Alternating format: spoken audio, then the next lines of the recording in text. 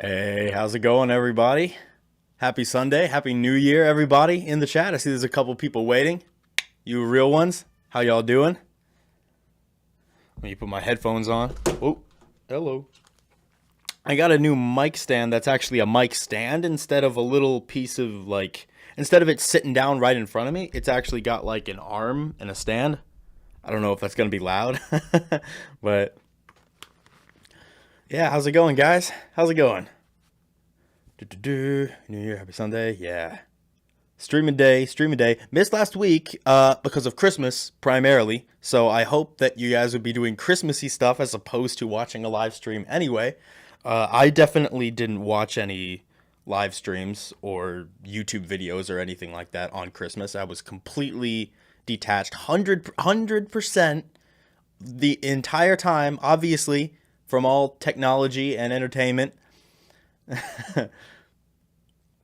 Hey, new tattoos. Thank you. It broke. A tattoo machine broke mid-session, so I got like an unfinished looking. I gotta go back. But anyway, awesome, man. We got some action in the chat. Cool. Get some action early. Anyway, today is Melodic Dubstep Day. That's what we're doing today, and I'm excited about it because I haven't done melodic dubstep in a while. I've done melodic things, right? But melodic dubstep is something that I haven't done in a while. So I'm excited to hop back into that. And that's why I'm at 145. Normally I'm at 150. I don't usually... It's been a long time since I've gone lower than 150 for something dubstep. But melodic dubstep calls for something a little more relaxed. But then again, it's just 5 BPM. It's not like it makes that much difference. But anyway, I have done a little bit of something before the stream, I will say. I have created some chords because I wanted, creating chords is such a good chords is such a tedious process because it's this and then that and listening to it and then that and listening to it and then that and listening to it and then trying out a fourth note. Like, for someone who's not awesome at music theory, I can't just throw it down. So I started with the chord progression. Sounds like this.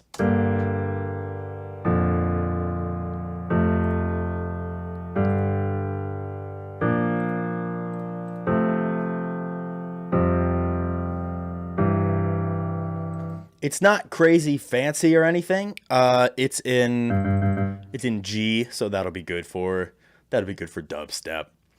Apart from my exams, still going to fail everything. Well, good luck on those, mate. I want to see you try making melodic dubstep in style 7 Lions, AU5, and Virtual Riot. 7 Lions, maybe not so much, but Virtual Riot and AU5, definitely. Definitely. Yeah, this is emotional chord progression. Yeah, it's in G minor, but there are also a lot of major chords in here. Like that's A sharp major, which is in the scale of G minor, so it makes sense.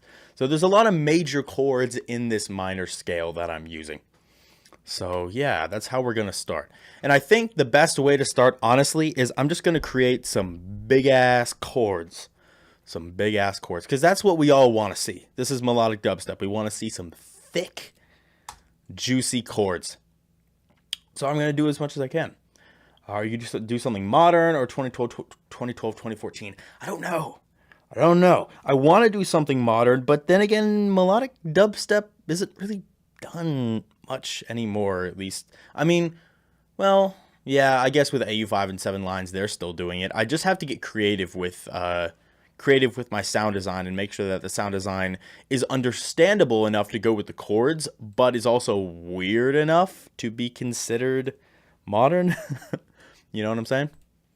So I'm just gonna take the chords and I'm gonna start with Harmor because Harmor makes great chords. I love it. You can also make chords in Serum, of course, or really any plugin that you want. But have you heard of Labs? Use a soft piano for the chords. I've never heard of Labs. I've never heard of Labs before. Anyway. Okay, that's a bass. Don't want that. There we go. So what I'm going to do is I'm going to create 2 primary chord stacks. The first chord stack is going to be very detuned. And I'm going to turn this phase all the way up, pan all the way up, and it's just going to be...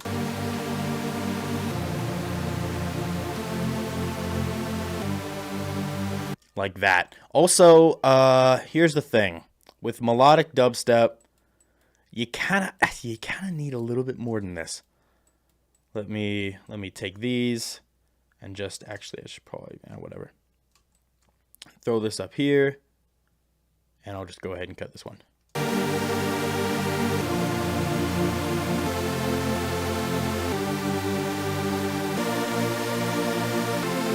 Yeah, nice. Also, a good reason to use Harmor is it doesn't use as much CPU as Serum. Still uses CPU, obviously, but I should be able to handle some chord stacks. You haven't heard of Labs? OMG, you need to change that. I'm sure I do. I'm assuming Labs is an artist. I'm assuming that's what that is. Maybe I've heard their stuff before. If they're popular nowadays, maybe I've heard their stuff. I just don't remember them in particular. No, okay. Is it? Oh, it's a VST. Okay, I didn't know if it was like it's an instrument. All right. now I'm in the loop. I don't know. Maybe a little bit of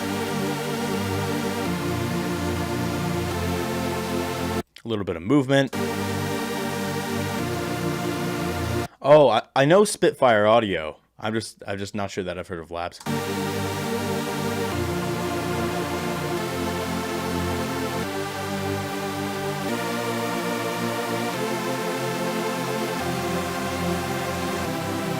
Okay, so that's super detuned, and now we'll use this one to make more of a clean stack. Not that clean, though.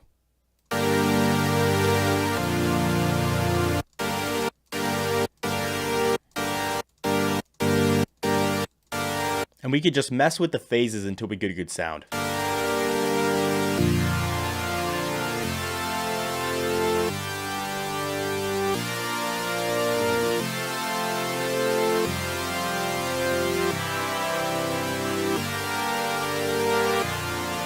I can make it a little brighter or just keep it nice and warm.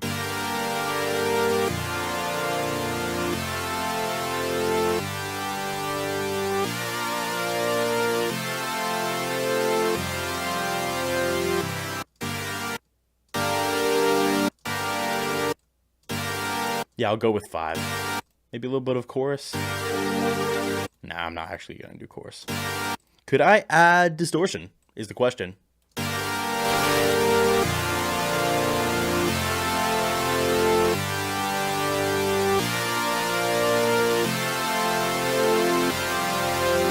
You know what? I'm actually going to say yes, as long as I high pass them. Sorry, is this really loud? Okay, it's pretty loud. It's pretty loud. But Nexus is overrated. I actually don't have Nexus either. There's a lot of really common stuff for producers to have or know about that I just do not know about or I do not have. Anyway, Massive X is excellent melodic, coarse detune. I've tried out Massive X before, but I don't think I ended up buying it. Don't think I ended up doing that. Anyway, let's throw this into the mixer. So we have 20 super detuned chords. I'm going to make sure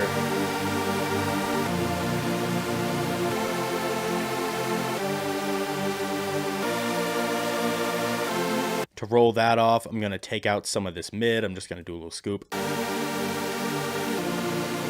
I'm actually going to do this little scoop to basically all of the instruments because all of them are at least all of the melodic stuff, because all of them are going to have some frequencies in this area and it's going to get messy real quick. So I'm going to do that. Definitely with this, because this has distortion.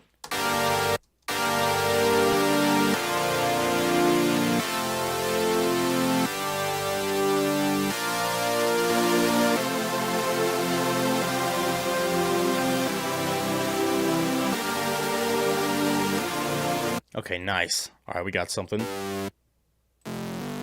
I might just, yeah, let me take this down. We want a thick chord stack.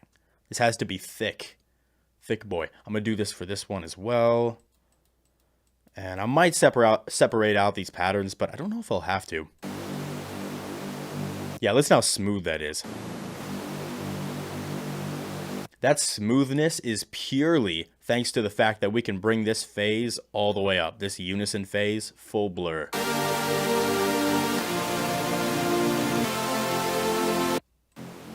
Okay, it gets a little much down there.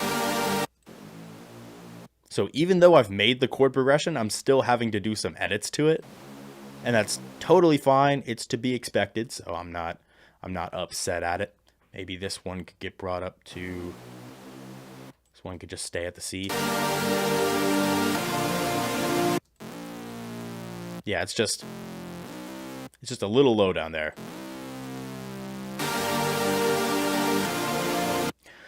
What's the difference between super saws and hyper saws? I don't really know. I'm not sure. I just make super saws. If someone calls it a hyper saw, then fine. That's how it goes. Flex is criminally underrated. I love Flex. It's one of my favorite FL plugins. All right, the next thing I'm going to do,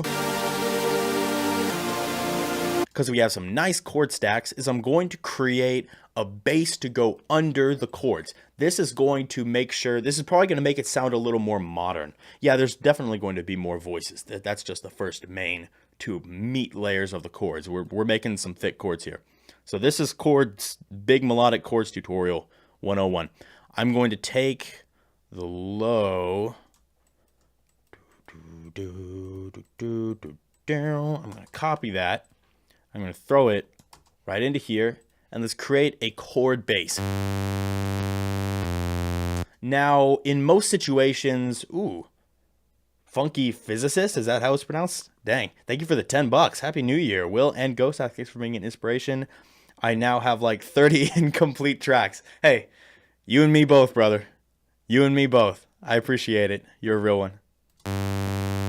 But anyway, normally what I might do is I might just add a saw with some noise and distort it. But in this situation, that's kind of old news. I wanna create something a little more modern here. So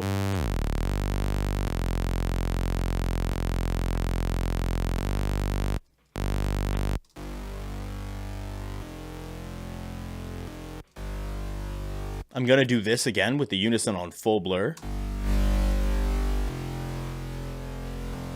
And it might be a little quiet, but we're going to distort it later, so you don't have to worry about that. Do not have to worry about that.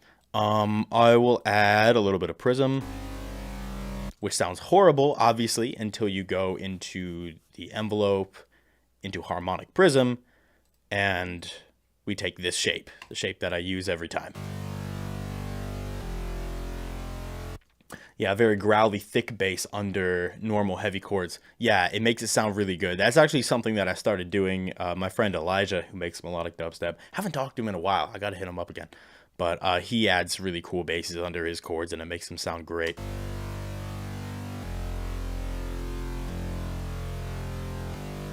But now we have a nice smooth texture, and I want to add distortion. Favorite distortion on here is log.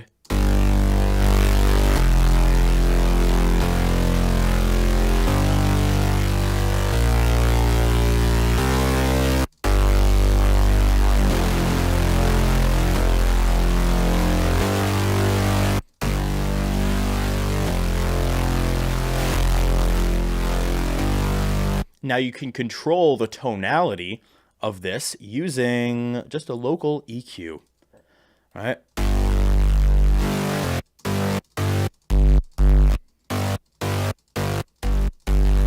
You see what I'm saying?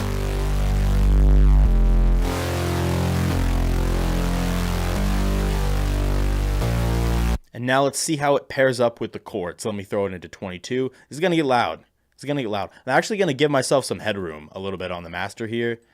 I'm going to bring this down. We'll just start with like -4. That'll be fine.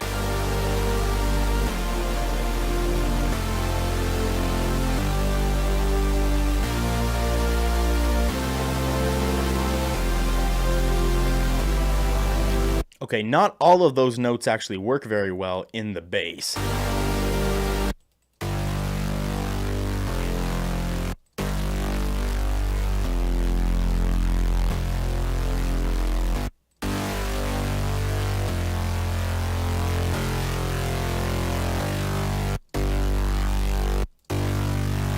So I will go in and I'll change up these notes a little bit.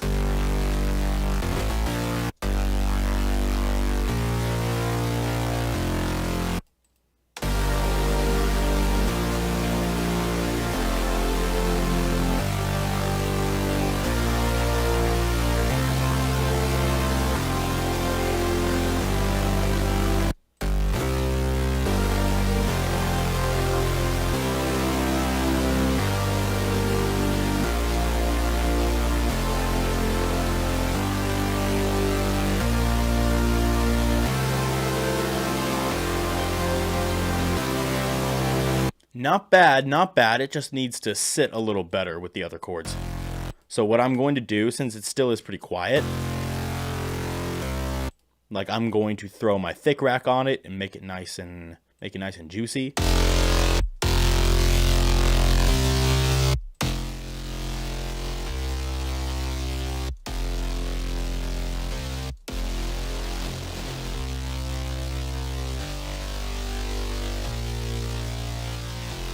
Also, I'm going to cut the sub.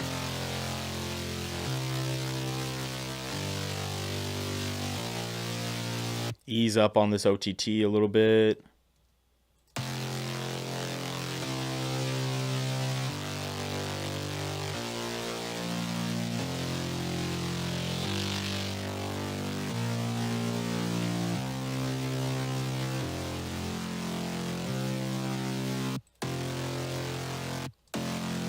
Let's see. Which C are we talking about here? I kind of like that C.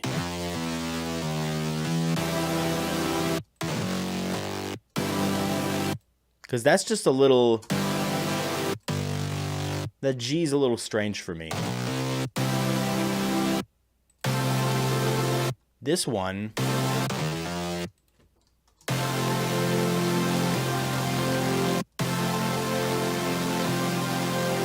That one, that's not bad. Maybe... No. I liked it.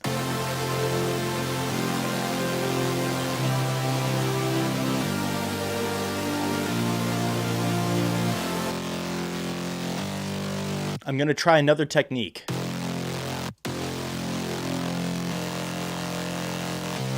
Which is taking this, edit the articulator, and just slide it down right here. So it starts off like we got some unison up here. We got as much unison as this knob determines, and then it slides down into no unison. So we get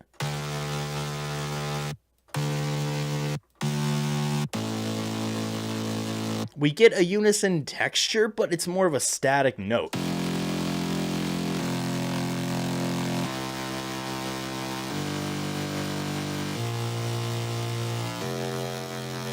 Sounds horrible.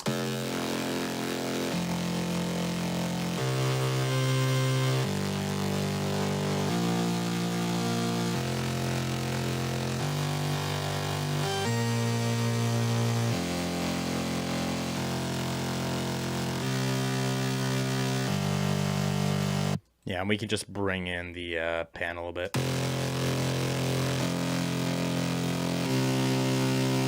Nice. We got some MIDI files on the chat. Yeah. What are you guys' favorite Ghosthack pack? Oh, okay. Ask in the chat.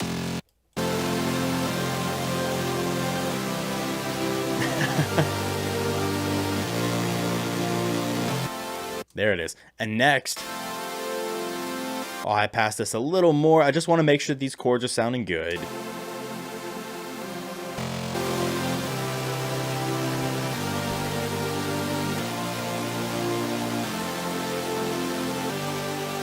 And a lot of this is still, like, can be changed later. You know, it is open to change, subject to change. That's the word I'm thinking of. Okay, cool. And now, next up, I'm going to get a screechy layer. A screechy layer to layer on top. This is going to be like the Virtual Riot style, like Angry Saws kind of thing. So let's make you bigger, Serum. So I'm just going to get a saw. Detune it out of existence. Let me change this to exponential.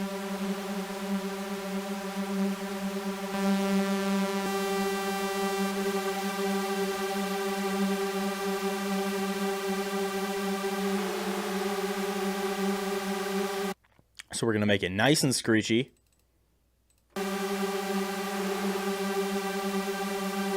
I'm going to add vibrato to this. So let's just go fine pitch, and let's make sure this is not sounding stupid. And this is going to be a screechy layer to go over the chords. And I can just control.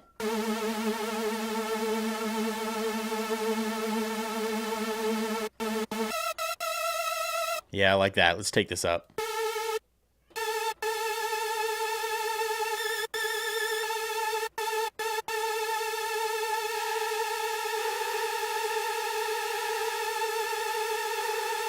So it's sounding nice and evil. And let me throw a Combs filter, maybe?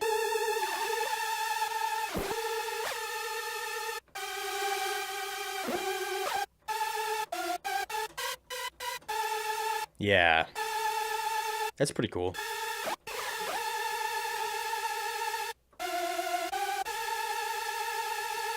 Vibrato's a little much.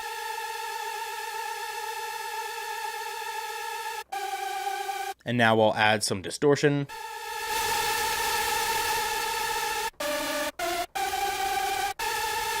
So it's sounding a little more evil. High pass filter. Little bit of room.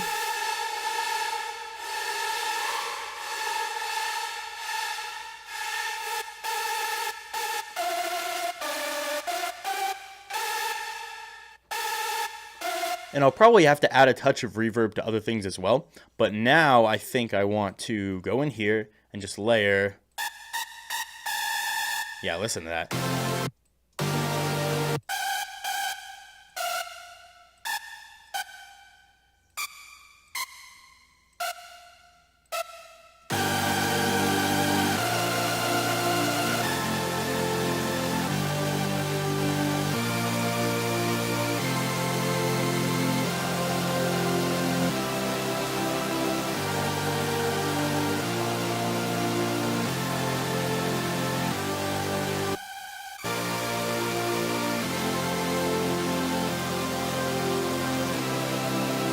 Yeah, that's some good,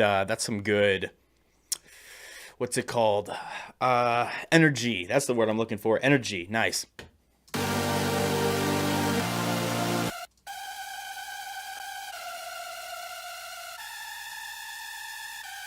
You just want the higher frequencies here.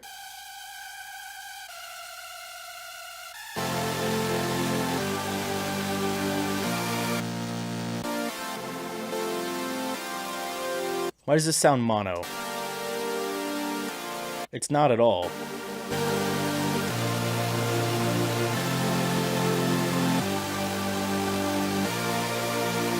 Okay, cool. Now we have this chord progression. Now what I want to do, we have the piano one right here. Yeah. So what I want to do now is I want to create this into a little more of an understandable dubstep progression.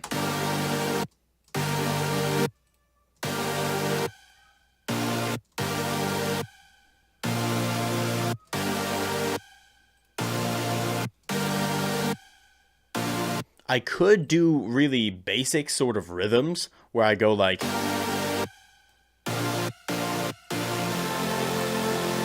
that, you know what I'm saying? But I think I want to make it a little more interesting and a little more creative.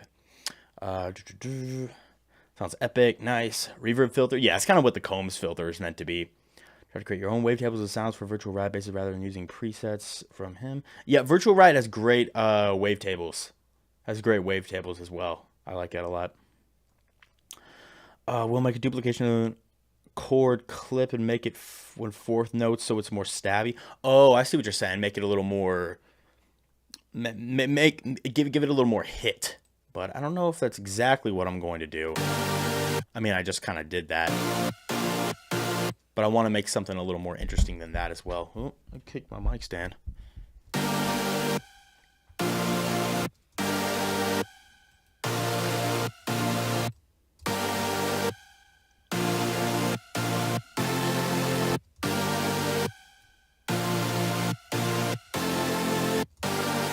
Yeah, okay, so let me make these chops.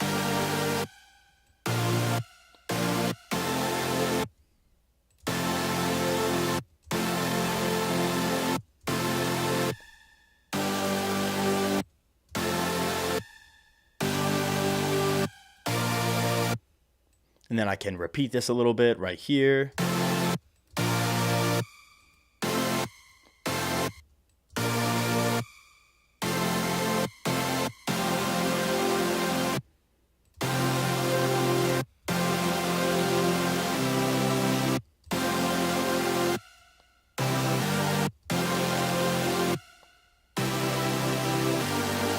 Let me turn on a metronome so I can just hear what the hell I'm doing.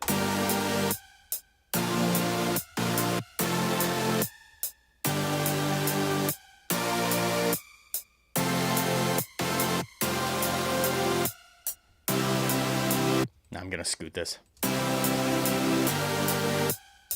Am I going to use a Ghosthack acapella for this track? I don't think so. If I get to the end and I want vocals and I find a Ghosthack vocal that works, then I will. But that isn't necessarily the plan. And you guys thought we were done with the chords. I thought I was done with the chords, but I forgot the ARP. You got to add the ARP. So I'm going to add another instance of Harmer. I'm going to do that, and I'm going to edit the articulator.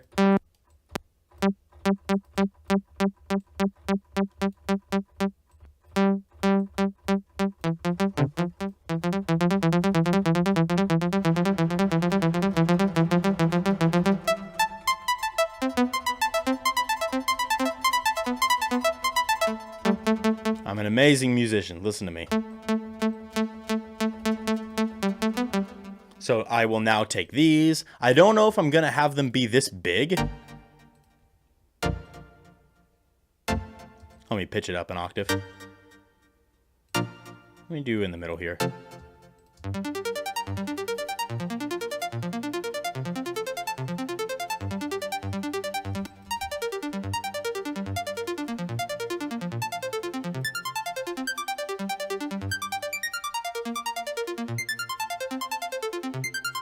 It's kind of nice.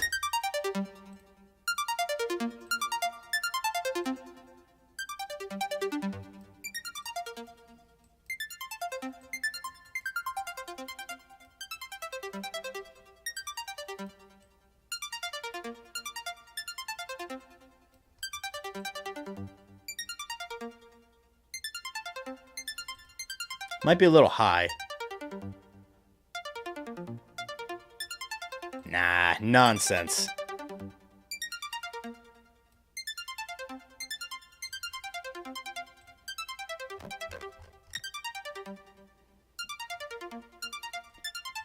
We're gonna go in here and just give it a quick high pass.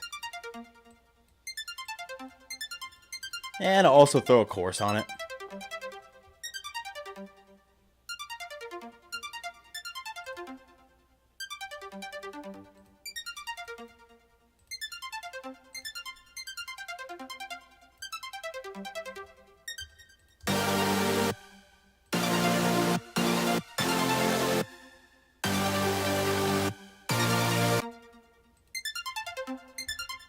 I want it to go faster, but like not actual, like not in speed. I just want it to, that doesn't make any sense. I want it to like, I don't want it to go, you know?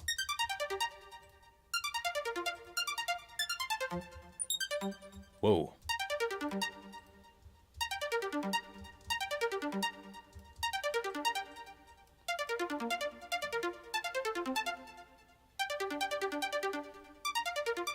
That's a little better.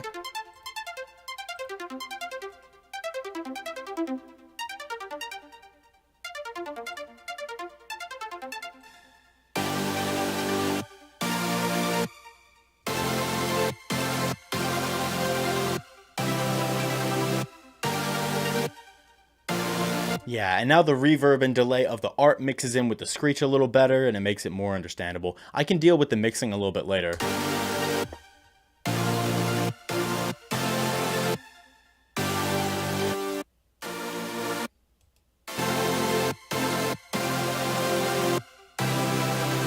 All right, and now I think I'm going to add some drums just to get this beat going, and then I can deal with things like leads and basses, and we can really get melodic with this. I think what I'm going to do is I'm going to take, let's see, I have some drums here that actually turned out pretty good. I liked them a lot. They were from the Advent calendar. They're from the Advent calendar of this Christmas season. Was it that one? I think it was that one. That's a good kick. I like that kick a lot. It's punchy. Yeah, Okay, that sounds good. And now let me get a snare from here.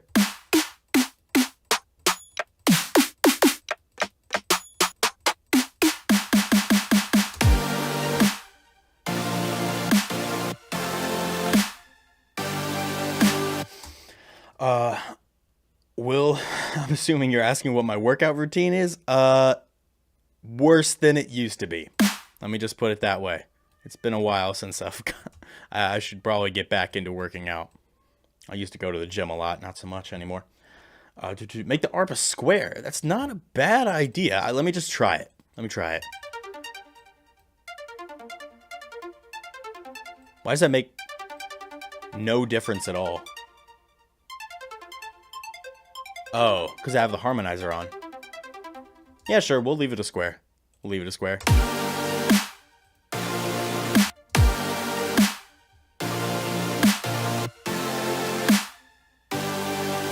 That snare is good, but I feel like it's just not enough. You know what I'm saying? It's not crazy enough. Let me see if I can find a different snare. I know I have plenty of snares in here. I'm going to be able to find one.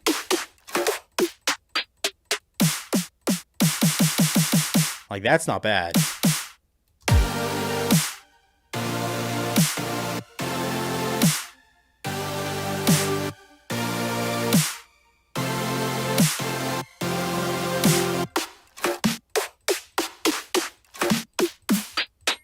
Yeah, I think I'll take that snare. I think that'll be fine. Maybe I'll add a layer to it.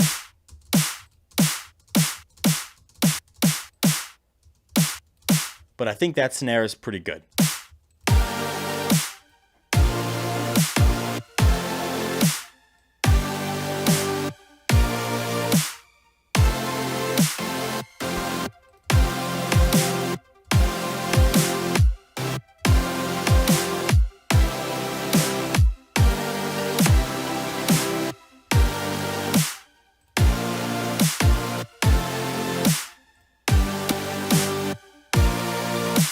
Let's shorten this kick a little bit so we just get the punch.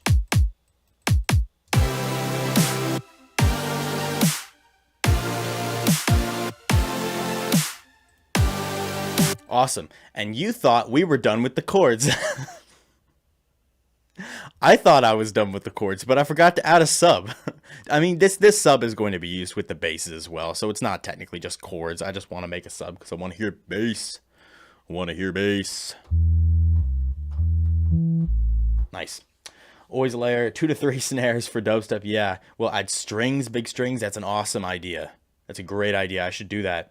AU5 is like Virtual Riot, but with bells, and he uses Razor more often. Yeah. That's the thing. Even when AU5 doesn't use Razor, he sounds like he's using Razor.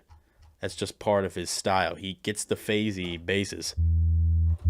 So let me take... there's the bass. Let me copy it. Throw it into the sub.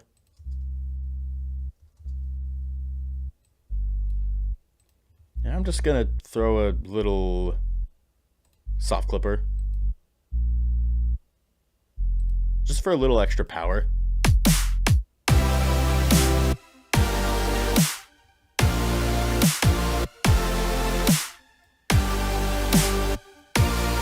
Now the next thing I'm going to do is I'm just going to open an EQ on the kick and the snare. And what that's going to do is it's going to allow me to see... Oh wait, not just open an EQ. I want to open this one, right? Just an EQ with something going on, because that's going to change the phases a little bit, and I can see... you see how the snare, even though they were both at 0 dB, the snare actually has... a little more stuff going on, so I'm going to take that down.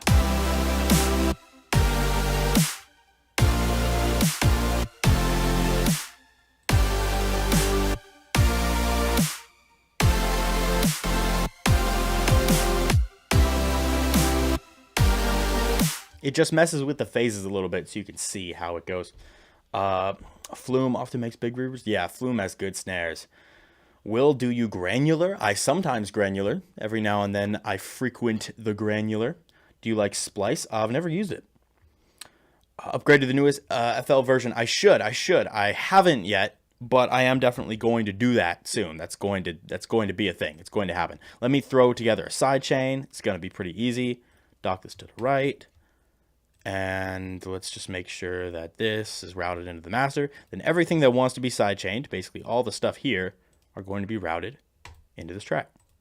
And now I'll throw a limiter. We'll really get to see how loud things are now. Ceiling all the way up. Actually pretty reasonable, not bad. So I can just create an automation clip for this gain. Throw this up here.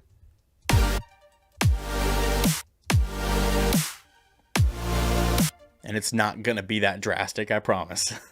This is just the beginning.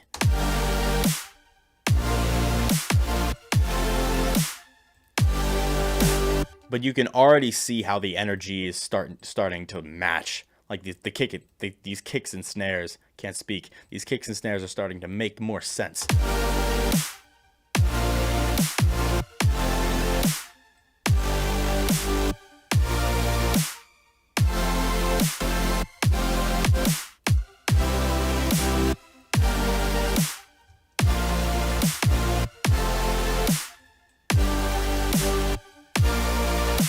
I kind of want to just extend this out.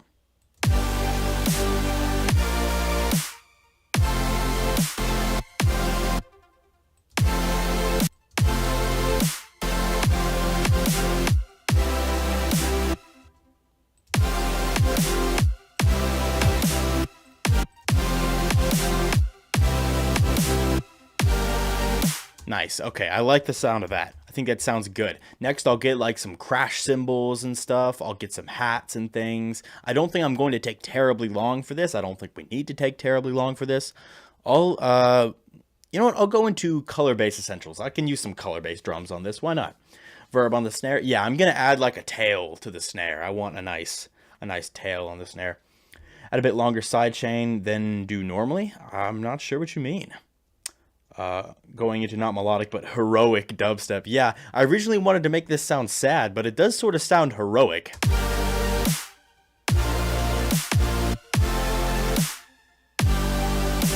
Maybe it's like all the major chords in there. I don't know. But let me go into these drums. I'll get... That's a good crash.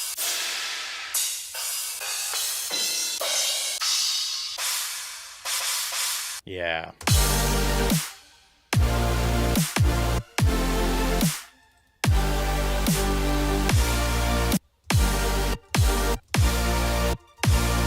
Ooh, that sounds good.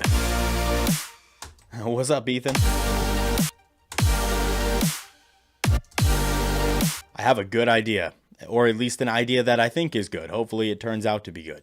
But I'm going to cut these crashes up, and I'm going to place them on the kicks, because I think the kicks could use a little more energy, and I think these crashes have it.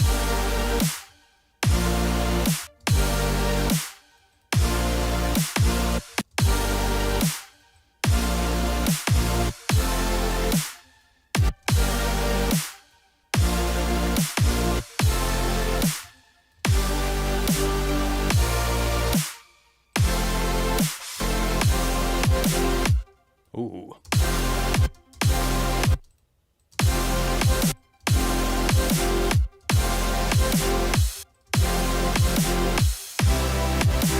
I'm going to turn these down a little bit more.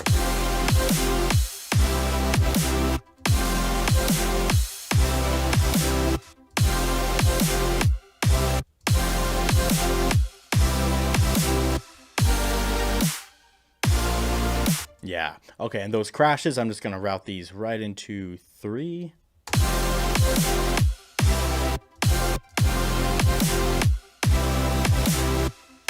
Now, I'm not going to sidechain them because the whole point of those is to go along with the kicks and add some energy. If we sidechained them, then it wouldn't really make sense. Ride cymbal.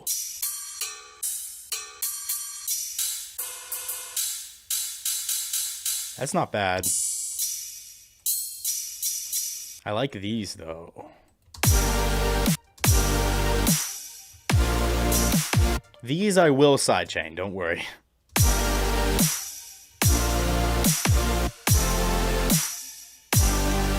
That has a fun texture, but I might take a new one.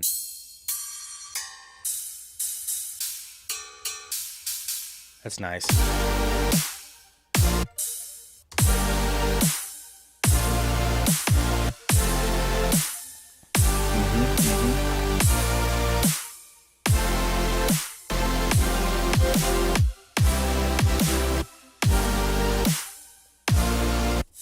And I will add reverb on top of this. Why is that not doing anything at all? Oh, it is. I'm just dumb.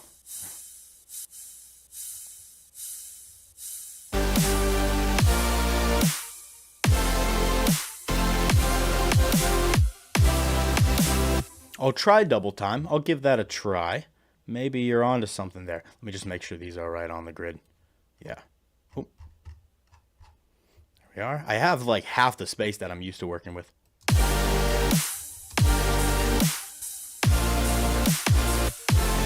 Oh.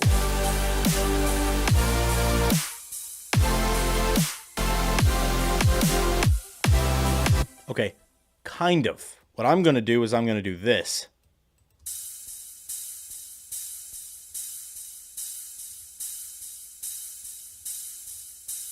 So we have kind of a best of both worlds.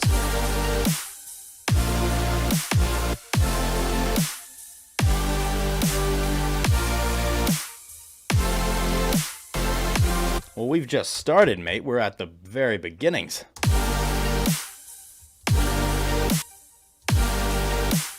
Anyway, all right, let me take a bigger crash, and I know exactly where I'm going to get it. I'm going to get it from my random crap folder. There's a lot of weird stuff in here. I just want this. This was actually from a Seamless FL Studio project. Where is it? There it is. There we go. Big crash.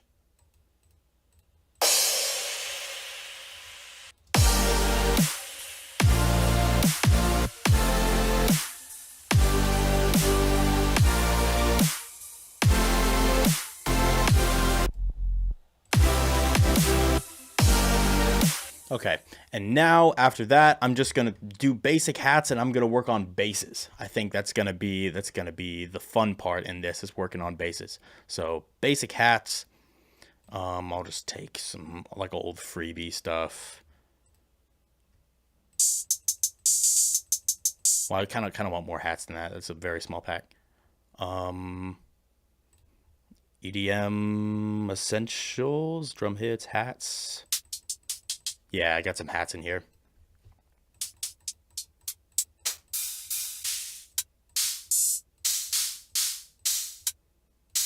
Kind of like that one.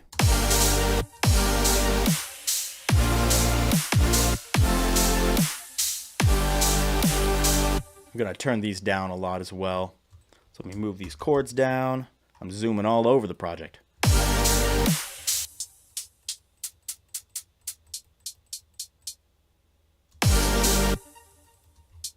We're just going to do some basic understandable dubstep hats.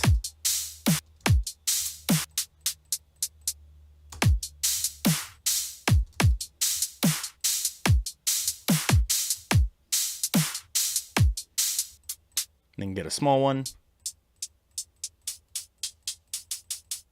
Actually, I'll take that one. That one's good. We'll throw that here.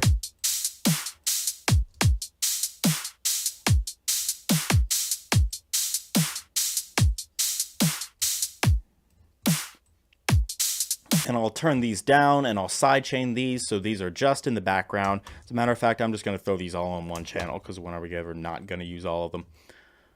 All of these, let me chop it right here. Yeah, nice. These hats, whoa, there we go. These hats will all go into 5. There's nothing in 5 yet. 5, 5, that's 6, 5, and 5. So I'm just going to route it to the sidechain. I'm going to throw a little limiter on it. Not a huge reason for me to do that, but just to keep it in check. Then get that high frequency.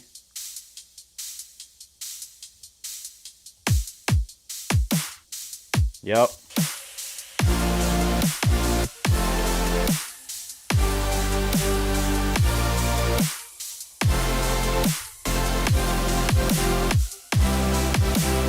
Why does my kick sound weird? First of all, this crash is crazy. We'll throw that into 6.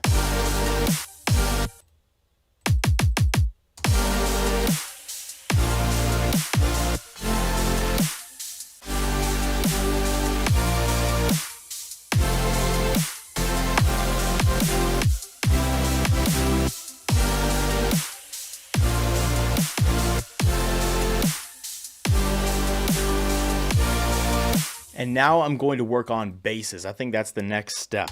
And then we can edit the chords later to fit the basses and things like that. That'll be fun.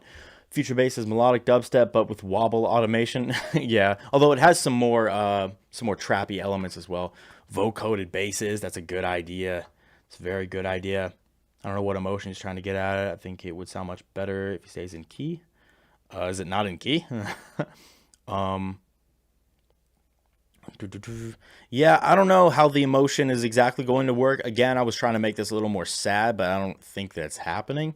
We'll see how it goes. I have to kind of roll with it, honestly, with a lot of these with these particular tracks. I have to roll with it. So let's use Serum to create some basses. Create some basses with Serum. Let me take some of my wave tables here. I have some good ones. I have some like gnarly ones that sound kind of...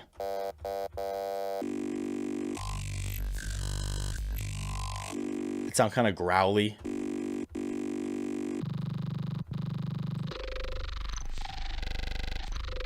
Listen to that.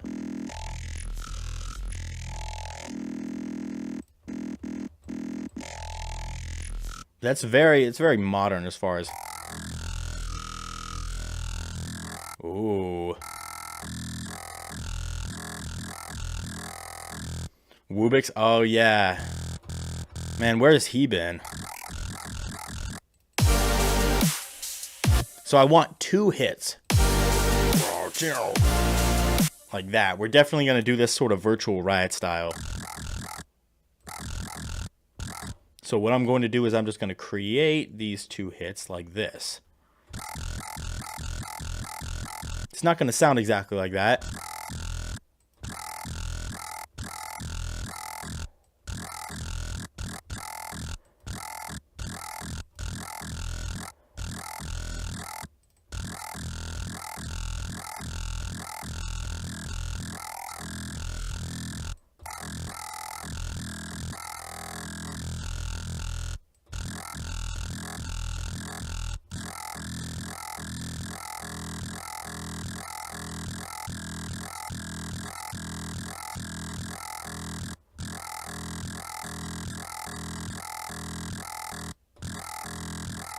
Yeah, I'll start with that and then maybe add some bending to it to make it juicy.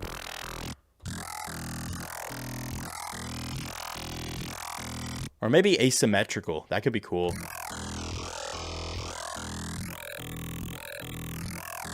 Ooh.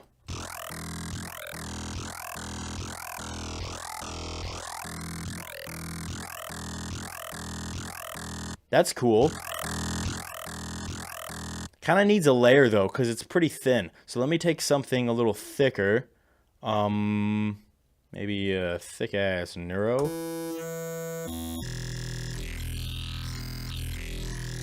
Ooh, that sounds good.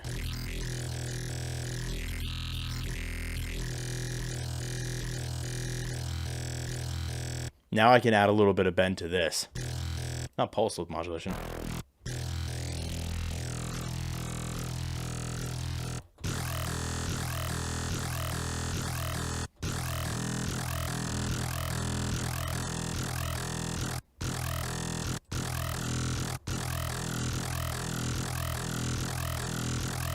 Okay, we have a little bit of movement. No, I'm not going to do that. That's dumb. That's dumb. Now I'm going to throw this into Thick Rack just to get it sounding yummy. Yummy and juicy.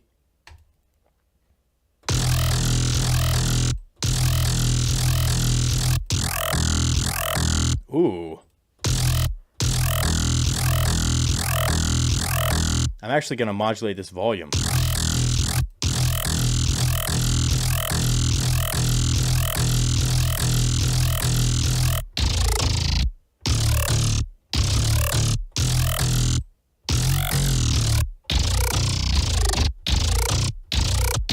Oh, that's got texture. Now let's add a filter so we can actually make this thing move around a little bit. Maybe, should I do bandpass? Nah. Maybe.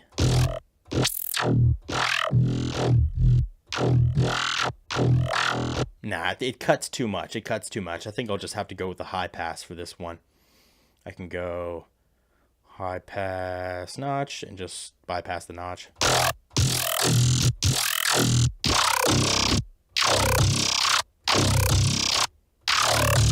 There we go. Okay.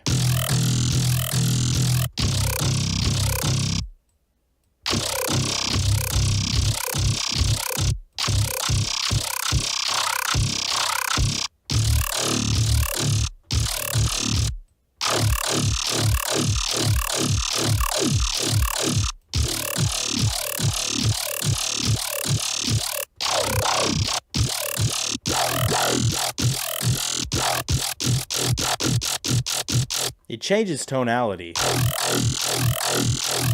Some parts are so loud. It's kind of annoying. So what I'm going to do is I'm going to go in here and I'm just going to cut. There we go.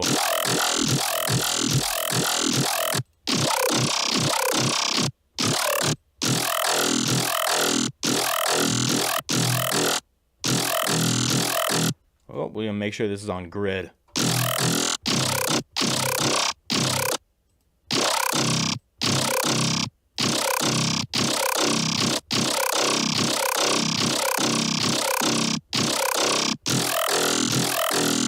Don't miss a save. Oh yeah, I gotta save it. Cool. While you're making your basses, don't compress it too much unless you can just turn down the threshold up like 3/4. I don't want the dynamic signal to get ruined. Nah, I like throwing it through compression. Seems phase issues. Yeah, it's a little bit different each time, which is not what I want.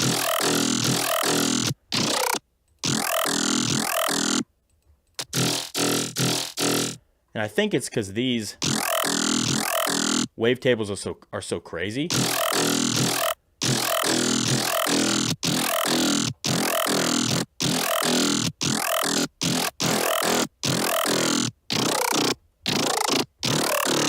But I want to get some pitch motion here. What on earth key are we in? Oh, we're in G. Oh, that changes things a lot.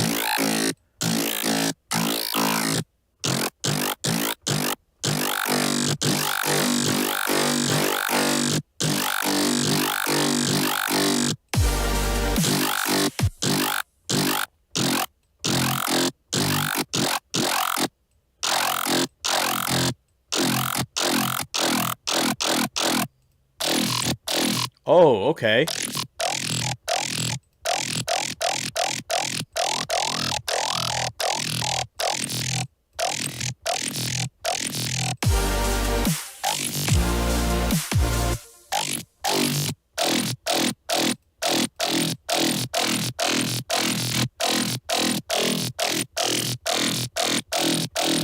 There's no body to it. There's no body.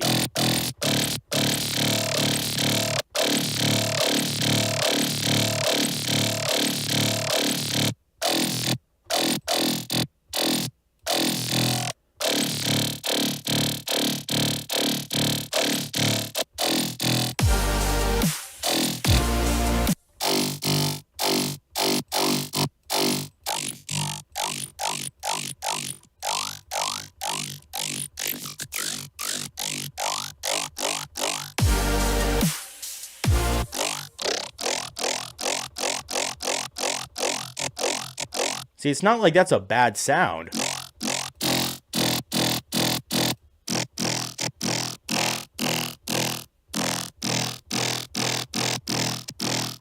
I just have to make sure it's thick.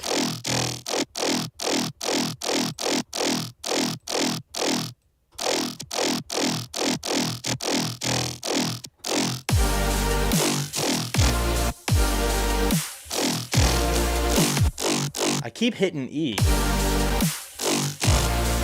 These are from my own... They're kind of my personal wavetables.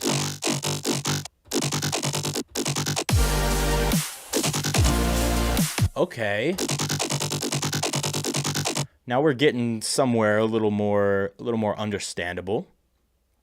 So let me take analog, a little bit of bright white. Nah. Let me just take normal white.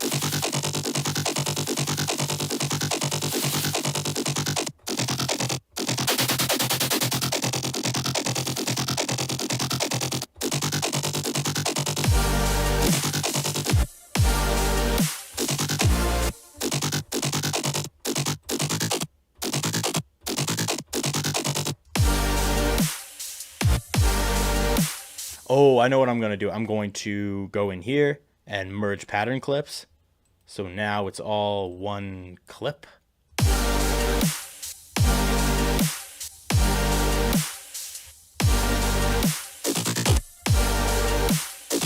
Oh, it actually sounds good as A sharp.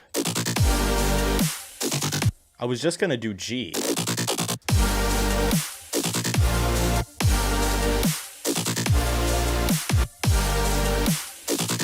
But I like that. Throwing an ARP on that sound, on this sound? I don't think so. I feel like the stuttery one would go well with vocoding. I do have a vocoder on it. Octagon it. Get some new ink? Yeah, I did. I gotta get some more though. Faturator. Let's try Faturator. I could use Nani. Oh wait, Disperser.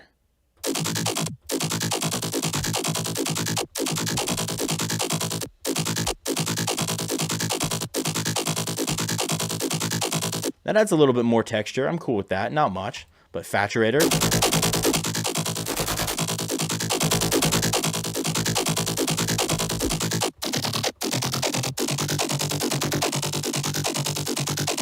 A little bit extra crunch. It doesn't really matter too much, but I should go in here and I should add a little bit of dimension.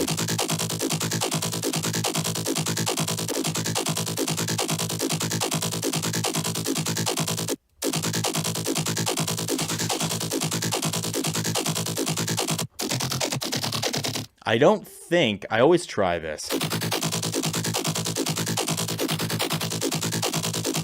Nah.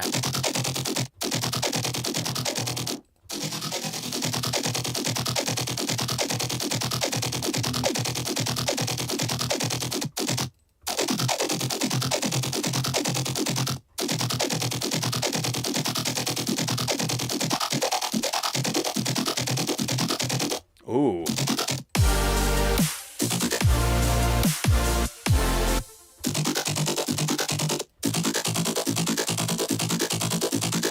That's kind of sick, I'm not going to lie. But real quick, I'm going to throw on a little filter because I want to make sure this is interesting. I want to make sure it's an interesting sound.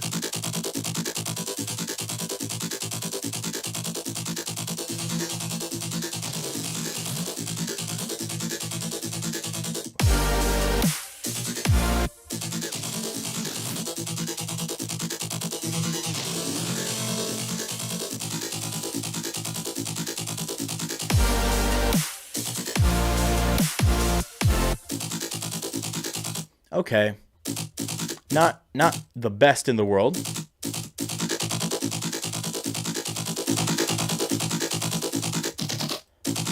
But I'm not mad at it. Let me throw a sub under it and see how it sounds. Do,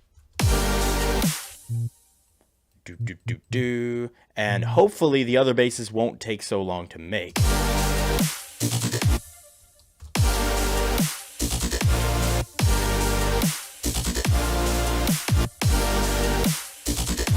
Yeah, okay, I like that, and I'm going to make another bass to go right before it. And this one's going to be a little more pitchy and slidey-glidey, I think. First of all, we're going to take away that stutter. The stutter was only good for that bass. Going to remove the stutter.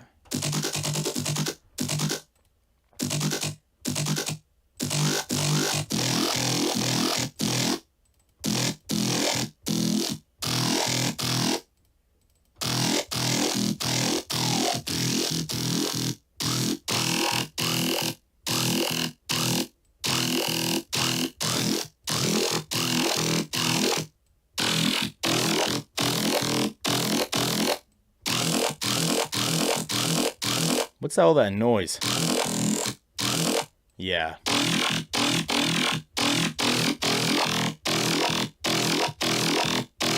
Okay, what is this movement?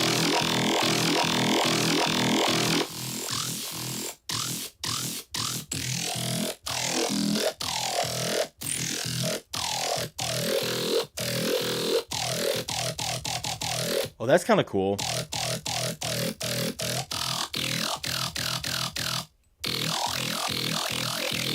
Yo, yo, yo, yo, yo.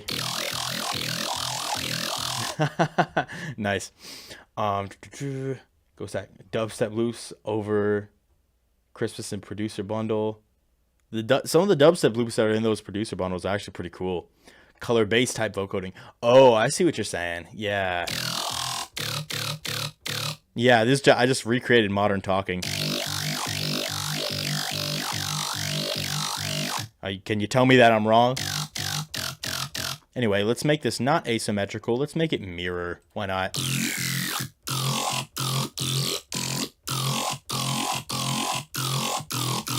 But this is going to be a kind of a pitchy bass.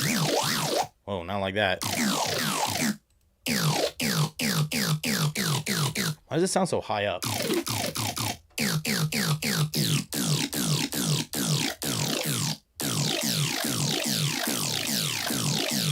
It sounds like a laser. Why?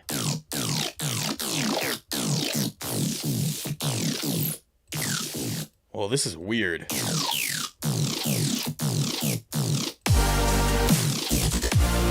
Ooh. Oh, we have to throw the pitch automation on it. So we'll throw this right on here.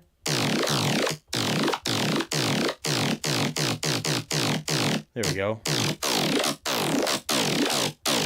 Oh, that's not bad. But the pitch automation is just a little too much. It's a little too much. So let me take this down.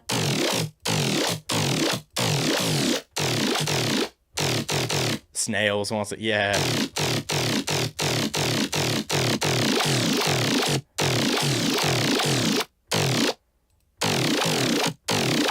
Oh, that's cool. Gives it a little bit of stereo signal. And the good thing about these pitch fall basses is you can put them in any key that you want. They do not have to remain in key.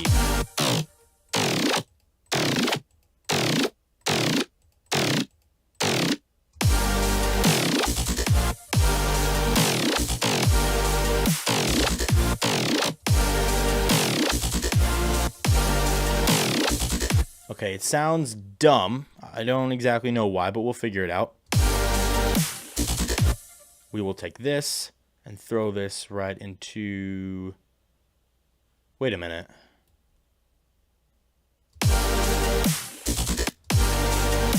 Why is it so... Oh, that's the sound without processing. So let me throw it in here.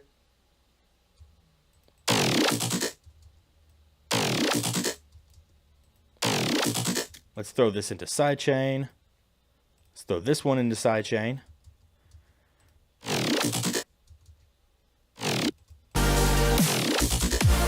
Okay, it's a little more understandable.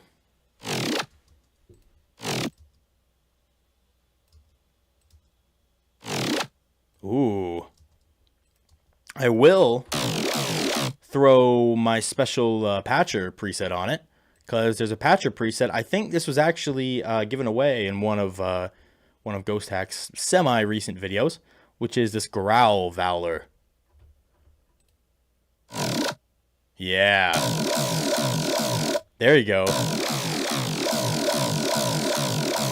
This is what it's doing to the EQ.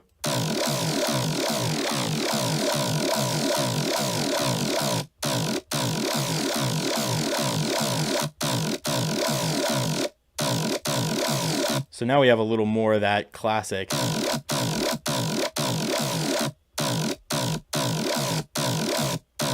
tonality.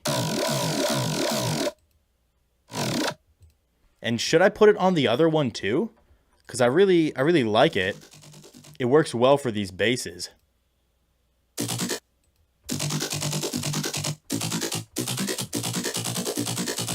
So let me throw this on here.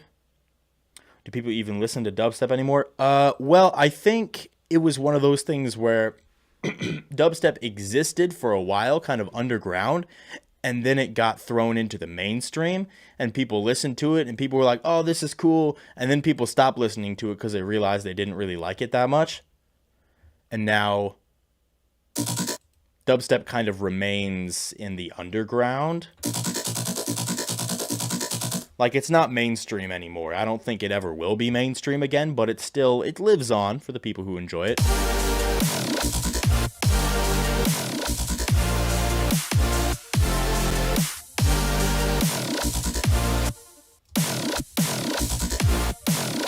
Oh yeah, the sub. No wonder it sounded strange. And since I do my subs in Citrus, I can now use slide notes. So I can slide it down from anywhere to anywhere. Yeah, dubstep nowadays is really different from 2011 dubstep. Like, a lot of dubstep nowadays is really weird. It's really weird. And I like that. I'm a fan of it. I like the weird stuff, but I understand why it isn't really a mainstream genre.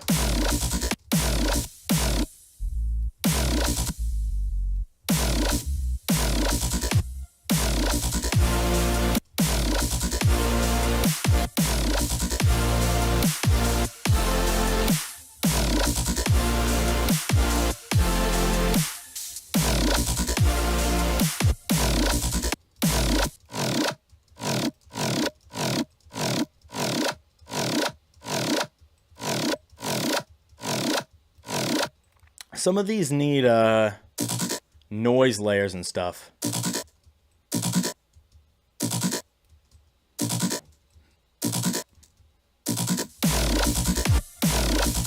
I'm actually going to route the basses into one big basses track. I think it's going to be better. This will be basses. This is the one track that I've named so far. So it's going to go into the basses, and from the basses it's going to go into the sidechain. So I can actually take these basses and I can affect them together. So let's do this.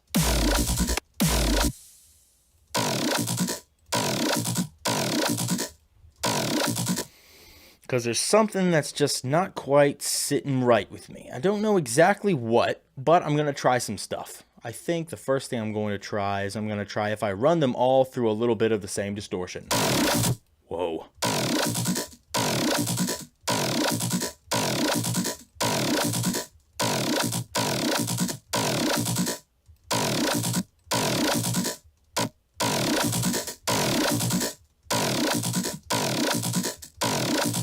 Like that, and then I can make sure that there's some multi-band compression going on here.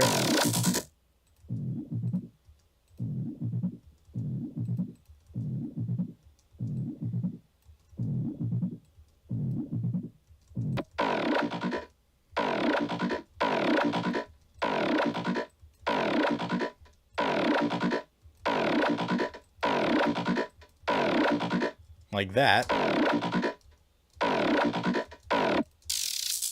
I can still preserve some of the dynamics here.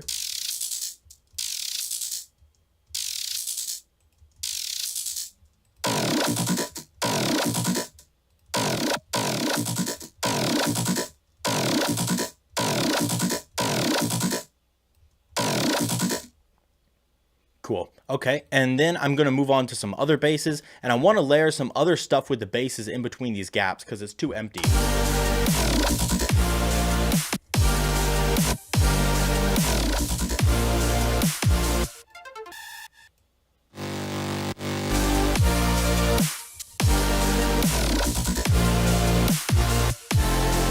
So I'm going to take this right here, I'm going to clone this, and I'm going to make some big changes, primarily in wavetable choice. Wavetables need to be different. So I'm actually going to take some of the spectral wavetables and look through those, because some of those are pretty good. I like the trilobite. First of all, let's take out this pitch slide. That is no longer necessary.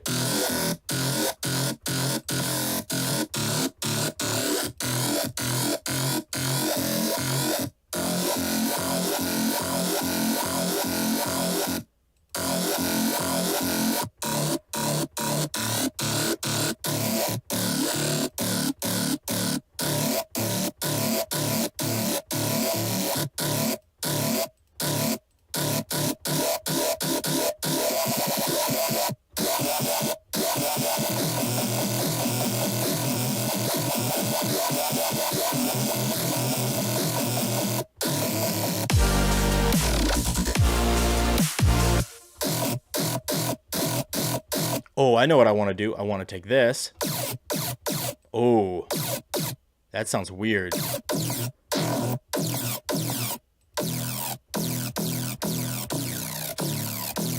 That's kind of cool. I like that. I like that. Compression makes low sounds higher and high sounds lower. Yeah, that kind of makes sense. It pushes the peaks down and kind of brings the low parts up.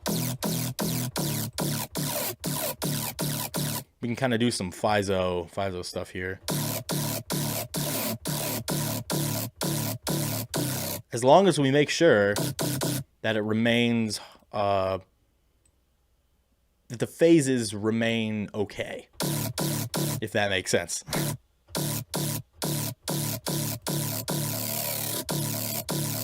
That sounds good.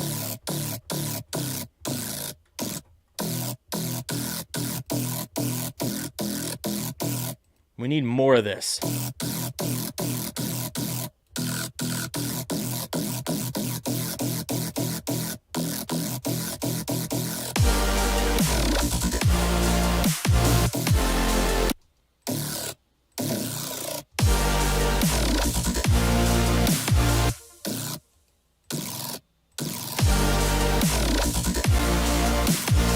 Ooh.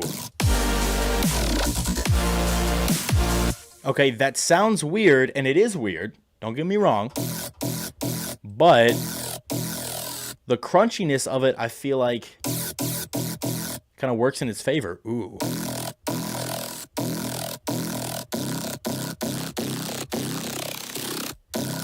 Well, that's kind of sick. I love this second part.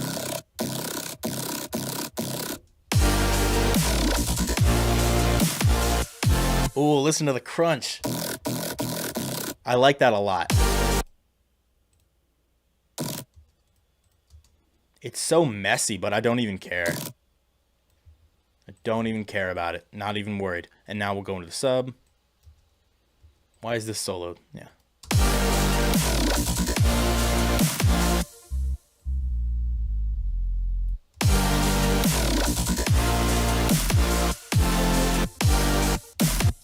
That crunchiness is what the other basses are missing. I need that crunch. Give me the crunch. I tried to get it through distortion, but there's like high end. There's high end in this that isn't found in the other ones.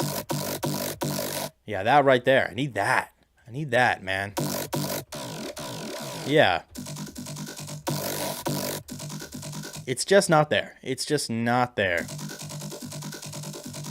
So let me go in here and see if I can artificially...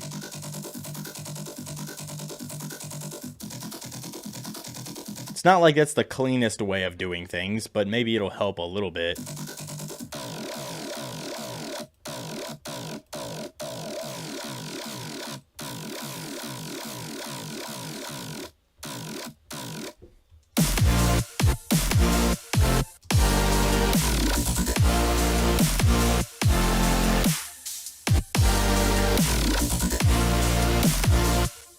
And then I'll do the same thing here. I'll just make it like slightly different.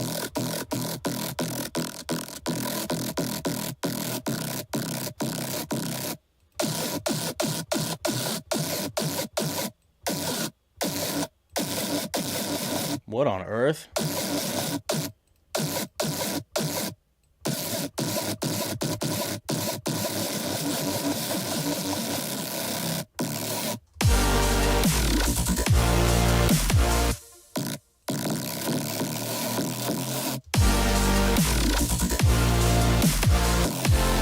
Ooh. Actually could be onto something. If I just take this down, it doesn't sound bad.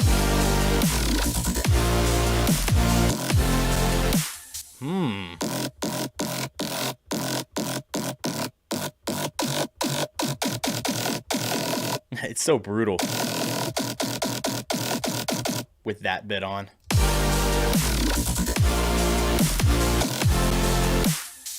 I could do that. I could split it like that, but I don't know if that's exactly what I want to do here.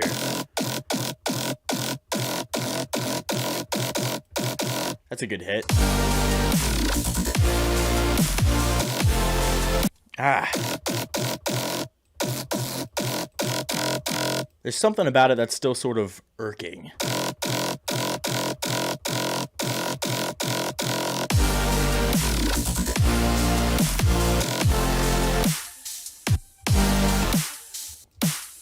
This one, there has to be something understandable here. Like that. There has to be something a little more understandable. So I think what I'm going to do, I'm just going to take the very first rack that we started with. No, I will not do that. I'm going to save it, throw it on 33. Also, are all these going through the sidechain? Or going through the basses? They should be.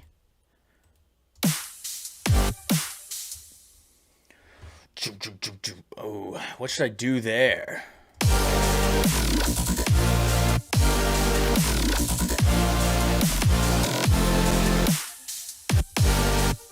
I feel like I should do something sort of lasery and phasery because I've done a lot of not that so far. I've done a lot of growl. So maybe I should do something like that. Let me take, which wavetable would be good for that? I'll take one of the solid phase.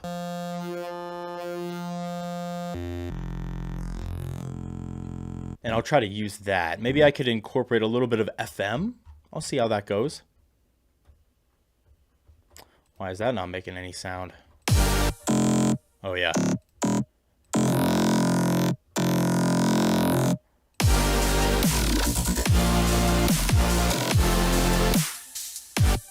Almost want like a juke, juke, juke, juke kind of sound.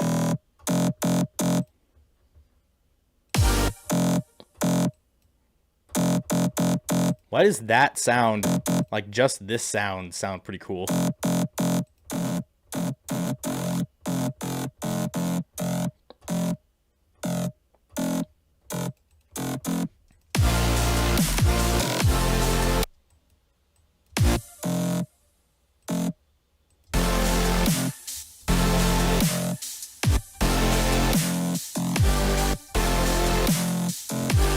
Yeah, something like that. Also, this sound sucks.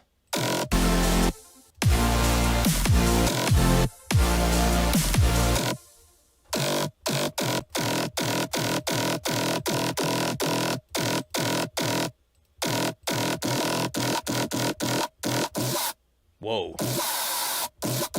That's weird.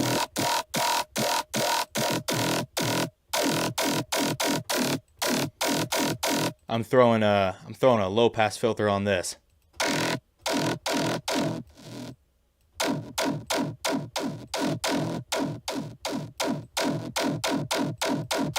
Make it a little more chuggy, and afterwards maybe I could throw some down sample.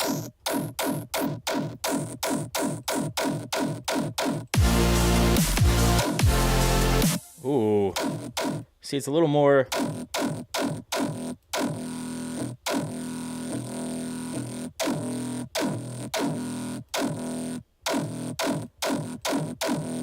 Why is it just so unbassy? There we go.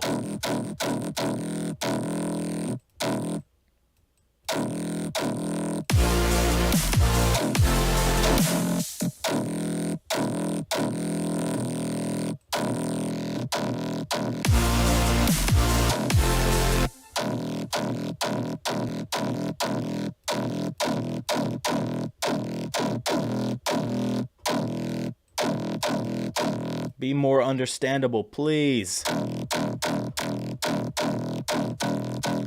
I'm begging you.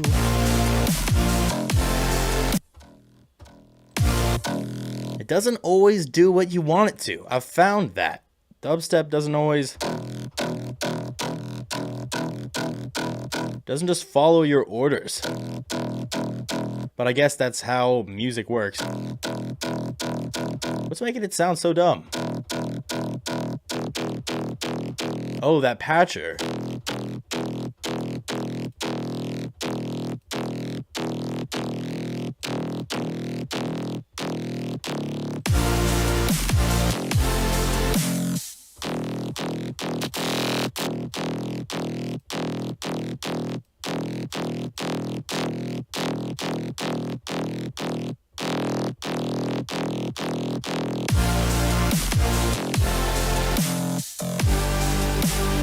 Okay, I'm fine with that for right now, and now I'm gonna work on like that.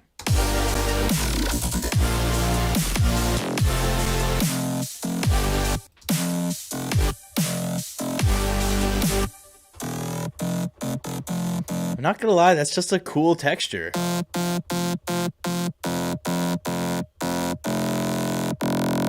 So I'm just going to layer it with, let me go into this, go into this patcher. Not that patcher. This patcher.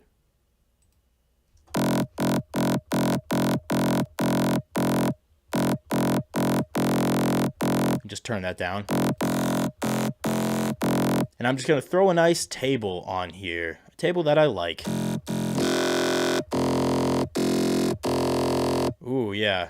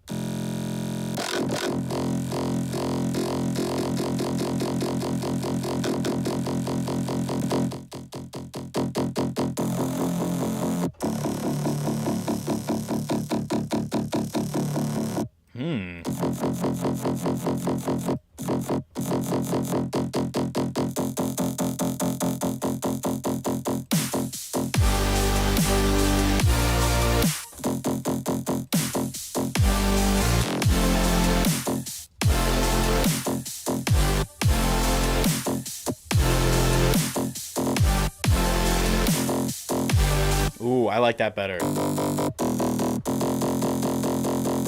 I like that.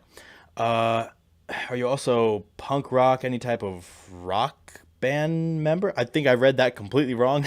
I tried to be in a rock band because I drum a little bit, but it didn't really work out. I'd love to be in a metal band though.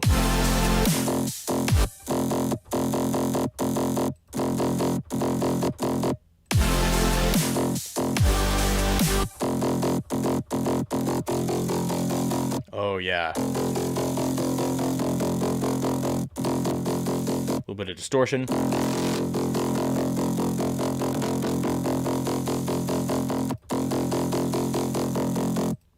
Maybe more multi-band compression?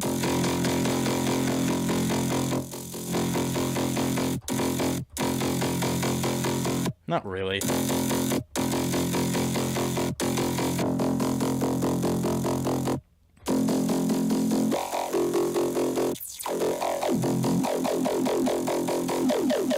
We'll make acid basses.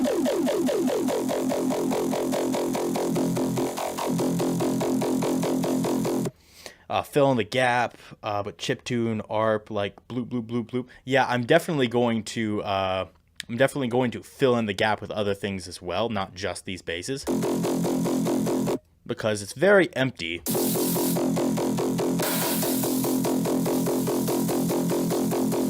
And another thing I'm going to do is I'm going to make this move around real fast.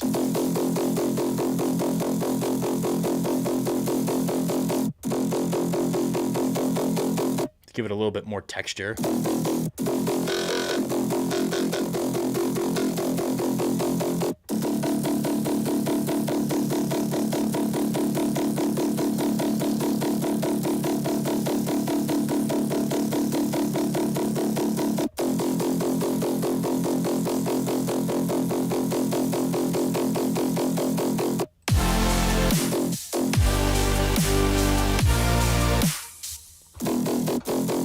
It just needs more crunch.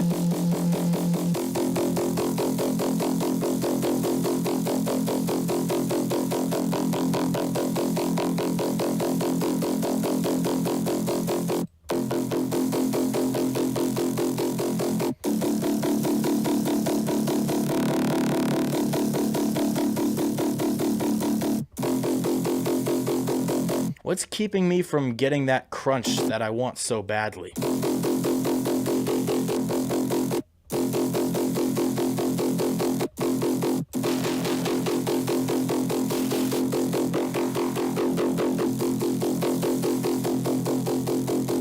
That's a little better. There's those low frequencies.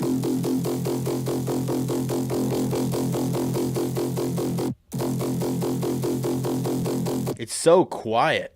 Why is it so quiet?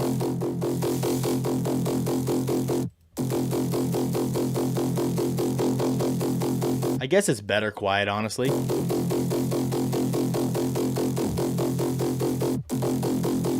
Yeah, that's cool. Okay.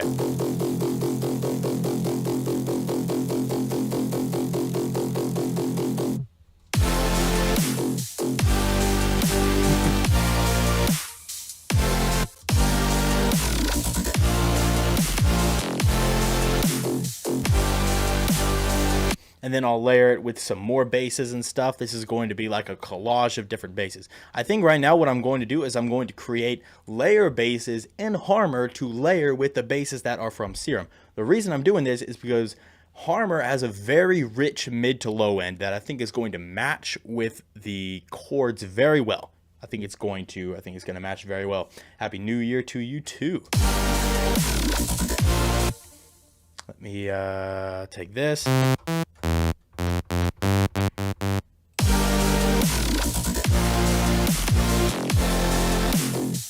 Because that definitely needs a layer.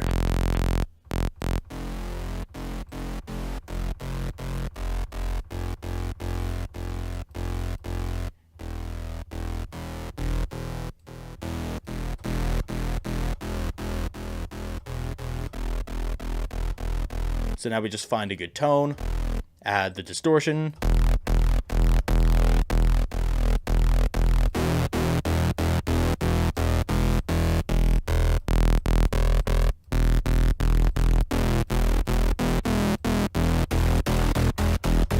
It's just better when I turn the blur all the way up. It's just better. And I'll do the same thing with the prism like we did for the chord bass, where I go into harmonic prism in this tab, and then I create a shape like this.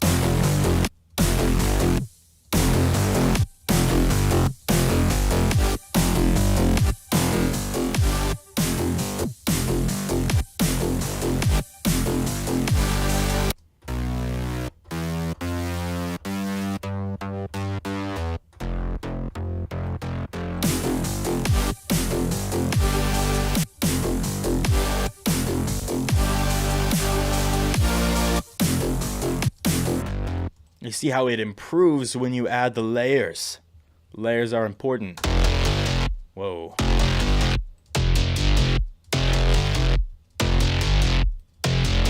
Not quite like that. Is that the only thing running into 34? Yeah.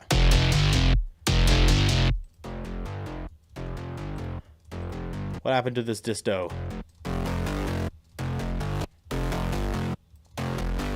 Yeah. And then again, we can go into the local EQ, just like the chord bass.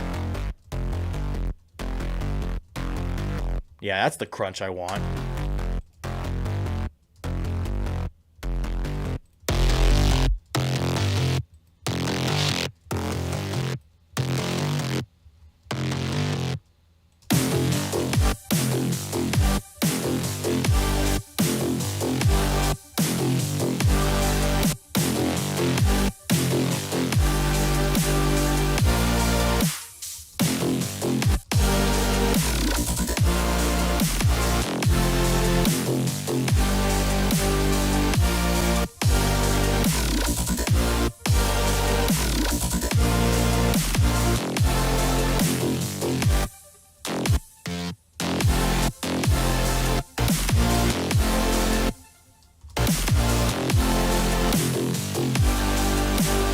I like that a lot. I like how that those textures layer together. Oh, that's even cooler.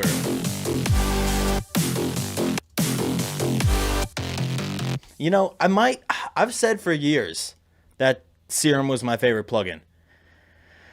And I've said that recently as well, but I might have to, I might just like Harmor more, if I'm being completely honest. Because as soon as I add Harmor, I start liking how this is sounding. Like this bass right here.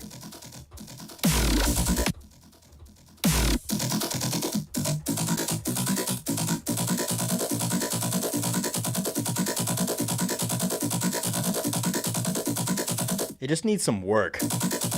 Yeah, that's what I'm saying. It is very, very stereotypical, and I think the way to make it unstereotypical is honestly to just implement Harmor more.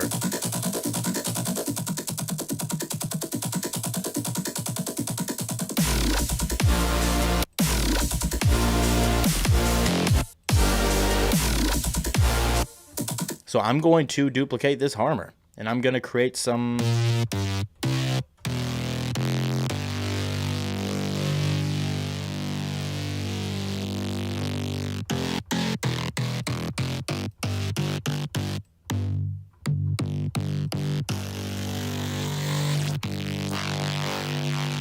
create some better sounds. Oh, that's cool.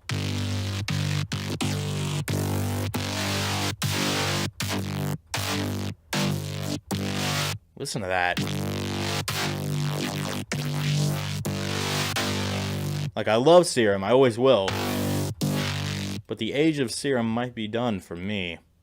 Let me...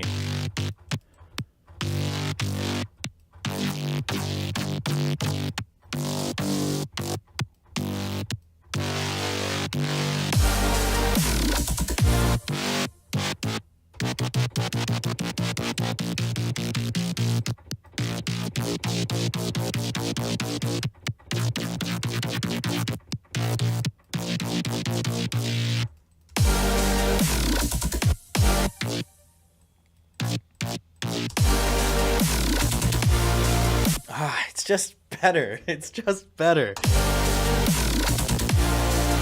Like, it's a little too much, but...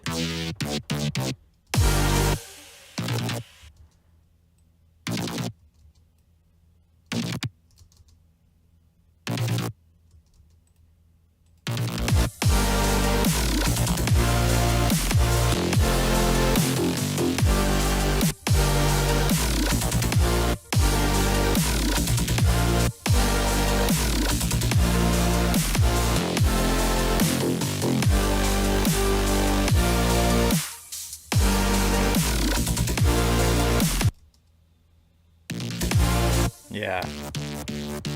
I'll take this, I'll go into the local EQ.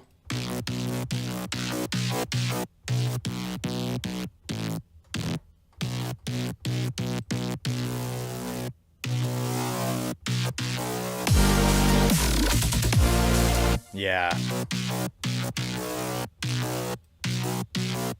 Let's go into this phaser width again.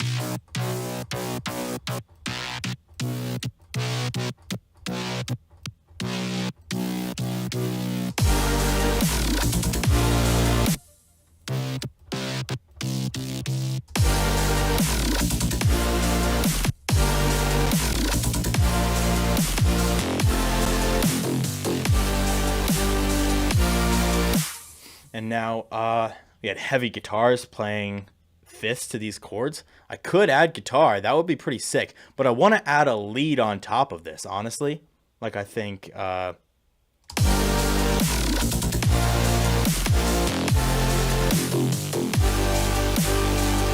think I want to do lead stuff.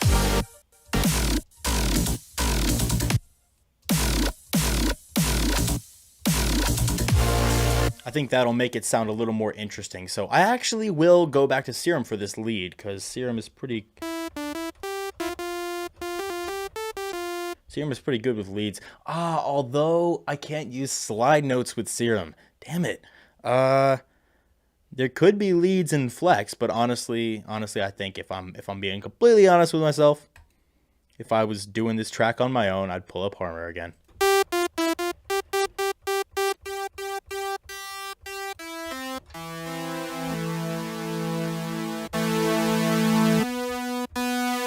I'm going to use the same technique I did with the basses, where I edit the articulator.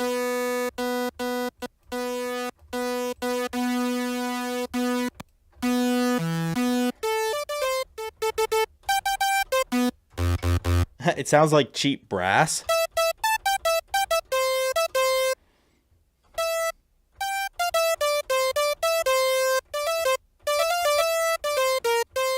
Yeah.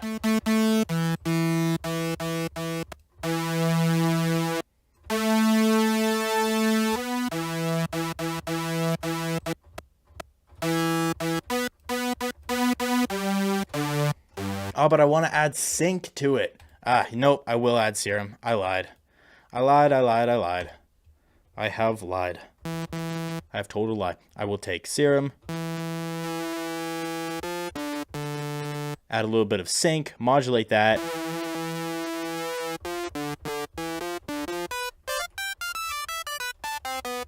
Like that. How's it going? I'm doing all right. I'm having bit of rough moments, but I'm hanging in there. Detune.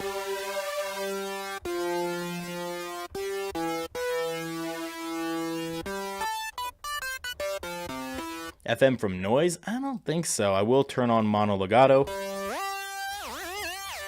That's a little much.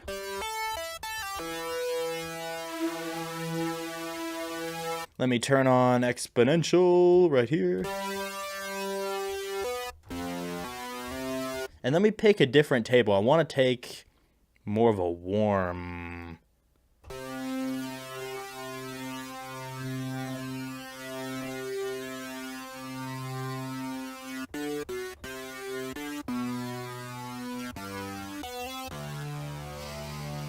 Thanks, Dead Rabbit, for the $1.99. You can use the bend mod wheel. That's right.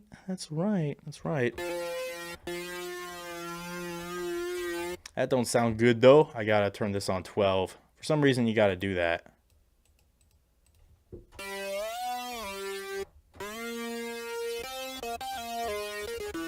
Yeah, that actually is a cool name. You got a cool name and logo. Dead Rabbit. Anyway, okay.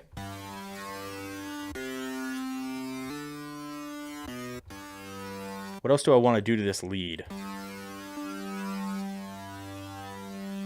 A little bit of hyperdimension.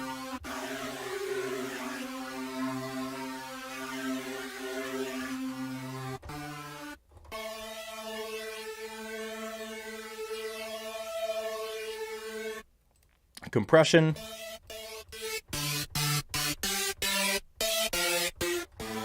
That is a high frequency lead.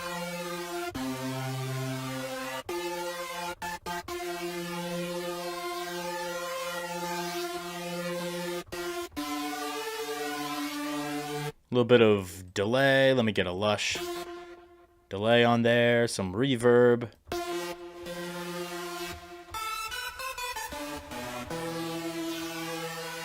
Starting to grow a little less fond of this. So maybe I'll take a different one. Subby saw.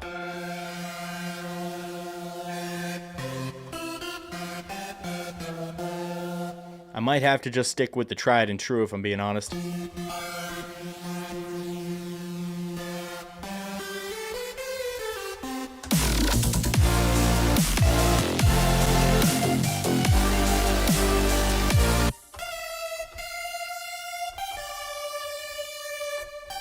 You know what? I'll change up the lead sound later if I feel so inclined. Until a moment like that comes, I will start laying down this lead. Because that's what I want to do right now. I want to lay it down.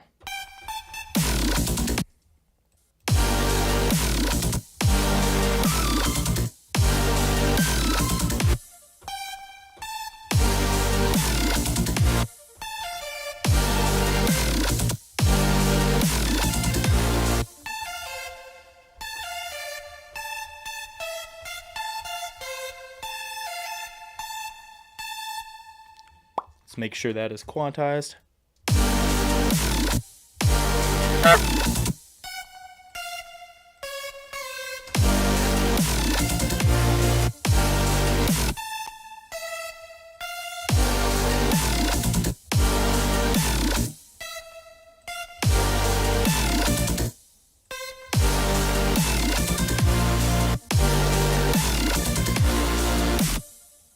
How am I going to make a melody on top of this?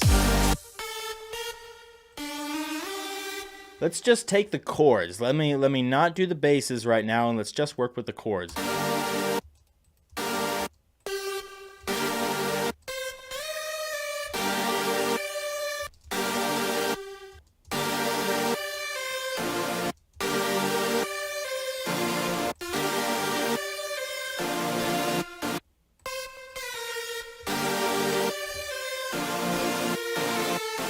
Oh yeah, the honk did the honk did happen.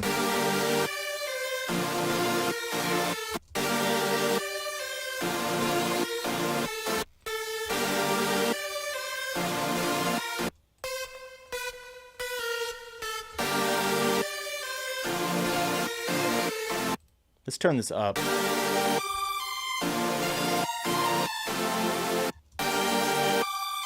I actually have a better lead in here. I have a better lead, and I know exactly where it's from. It's from an old kit that I put out before I even worked with Ghosthack. I don't even think it's available anymore. Oh, did I get rid of it? I forget if I got rid of it. Oh, it's not here. Dang it. Maybe I have the maybe I have the same one in here. Yeah, melodic sync lead.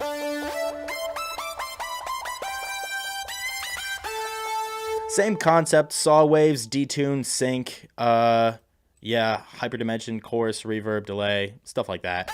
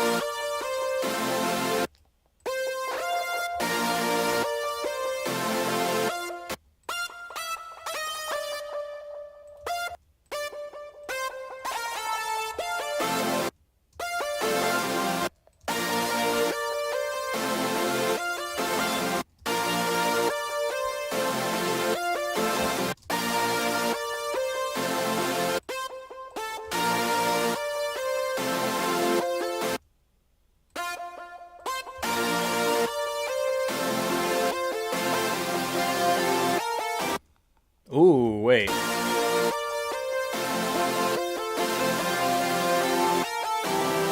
I like the ending.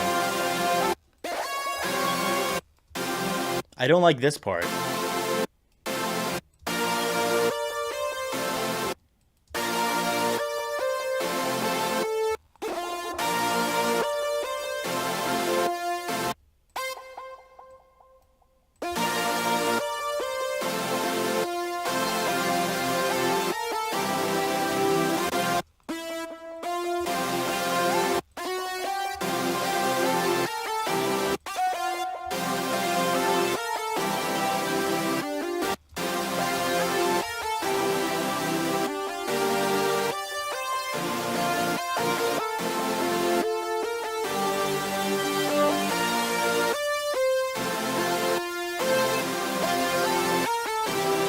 I don't like this middle part. This middle part sucks. Why does it suck? Okay, that sucks.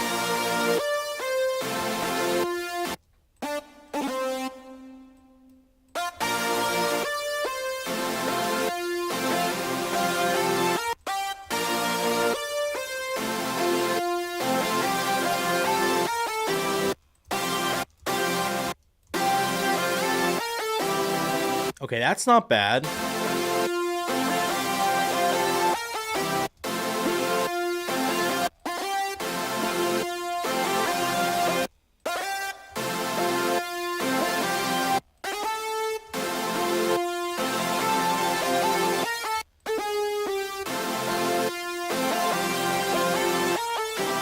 Has been there, stopped making music, yeah.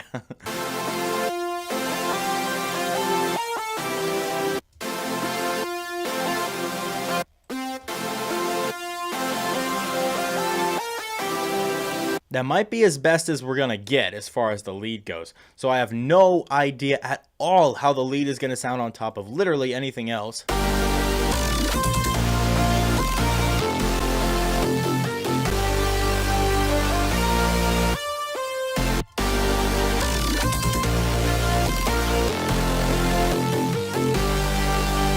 Okay, I like how it mixes with this.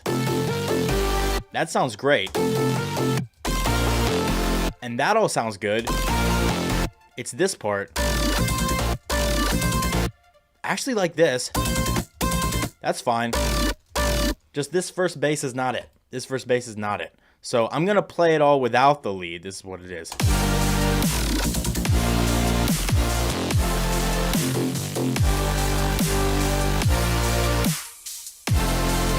And there's no basses in there. So with the lead,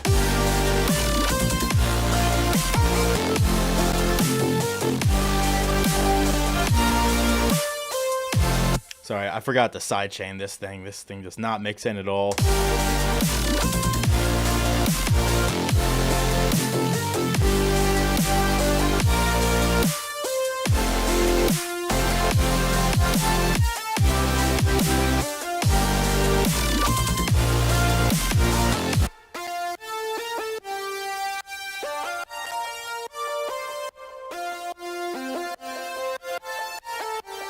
Okay, question.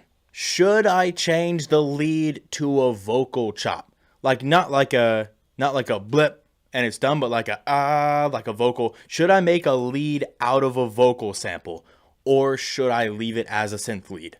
That's the question. That's the big question.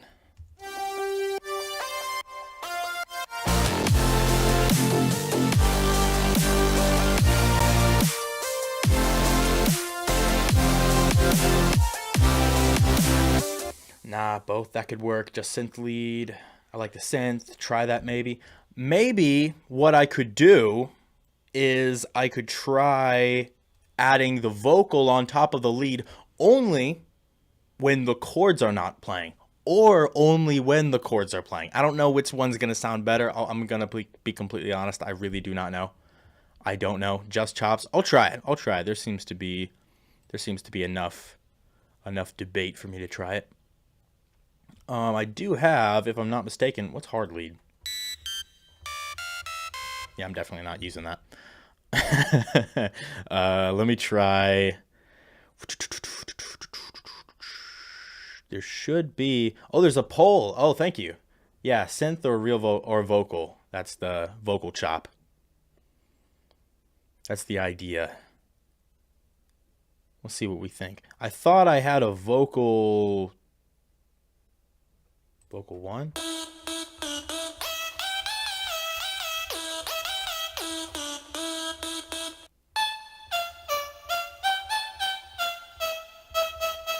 So in theory, I could put a vocal sample in this. Vocal gang. We got synth. How do I take a look at this? Okay, there it is. Okay, so it's mostly synth right now. It's mostly synth.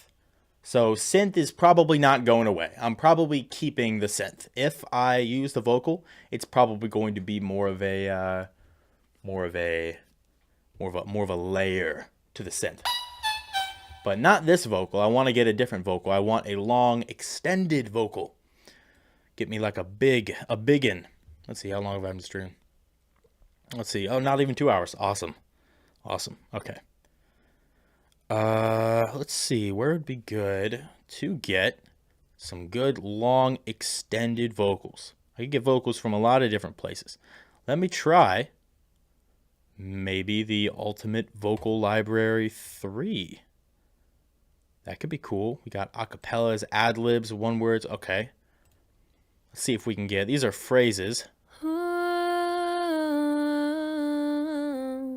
Or ad-libs and phrases. It's 50-50. Okay. All right. People are pretty split.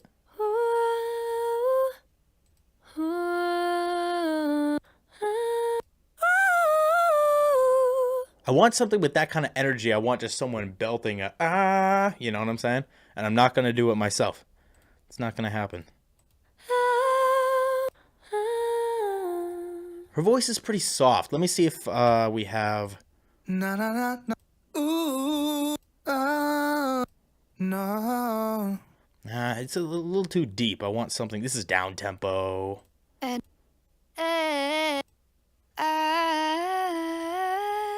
Not too sure about that either. I want something strong. Yeah, yeah. Okay, a little more bite to that. I like that. Ooh. Okay, vocal. The vocal actually took the lead a little bit here. Ooh. Let's see. There's Omar. Oh, na na na. Oh, na na na na na na. I don't think I want to take one from rock. I like those vocalists, but they're all pretty kind of chill, you know what I'm saying? So I think I will take, let's see, I forget where all the different vocal packs I have are, because I have a lot of them. Ghosthack has quite a lot of vocal packs. I'll take Ultimate Producer Bundle 2021 vocals, ad-libs, yeah. Ooh. Eh.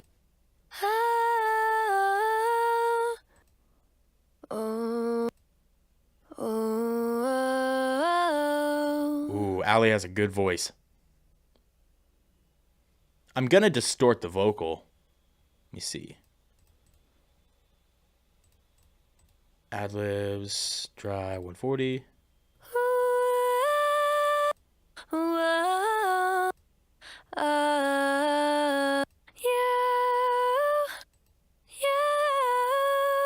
I might actually take one of her acapellas and then just grab a sample from that, because I feel like I'm going to get some more luck as far as long vocals. Was it easy to replay? I know I can't change your mind. You pretend like you never said anything. Stop your mind. Was it? I know I can't change your mind. Be mine. Come back to me. Let me try this one. Because it sounds good, I just need a long sustained note. Just for this. Look in my eyes. Can't you tell I'm serious? That's pretty cool. My eyes. I could kind of pitch that just into one.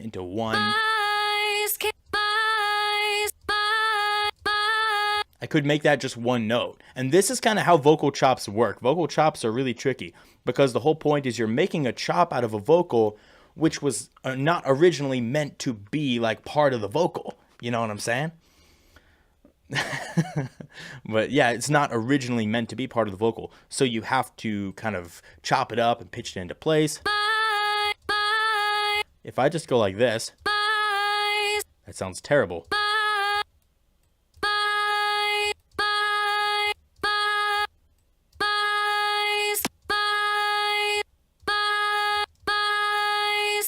It sounds so very robotic, obviously.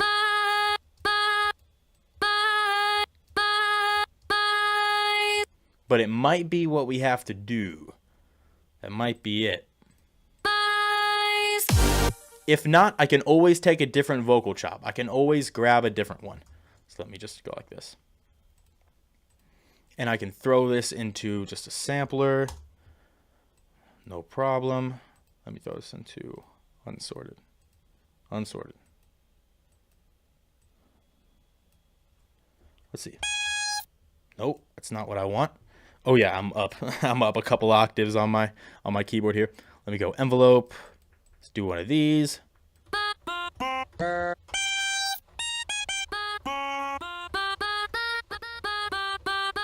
I could stretch it out and then put it on E2 speech.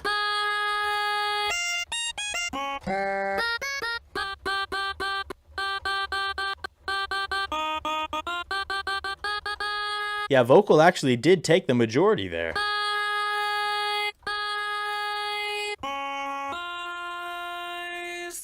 That's surprising, but cool. Let's do mono.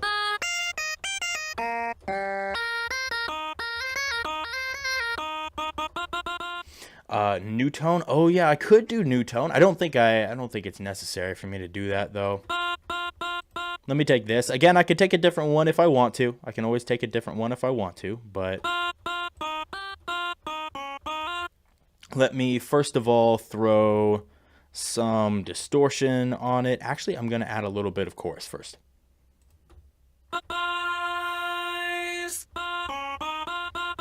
And now some distortion. Let me start with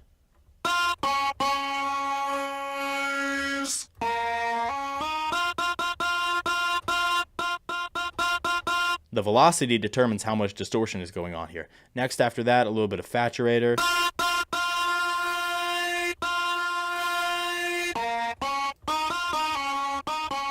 And now I'm going to take this EQ.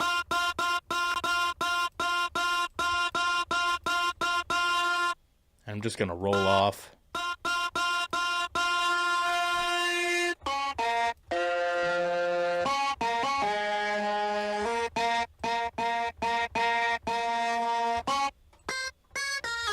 Now I'm going to add delay and reverb, a lot of it. I'm actually going to, oh yeah, change the root note of the sample. You're right.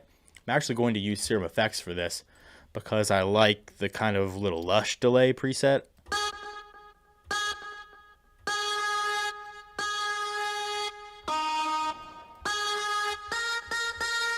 And Serum actually has a nice plate reverb.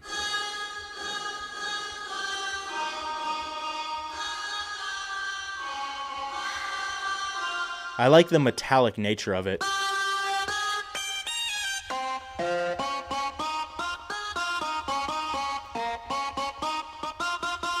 And I could always go in here and also add some of the,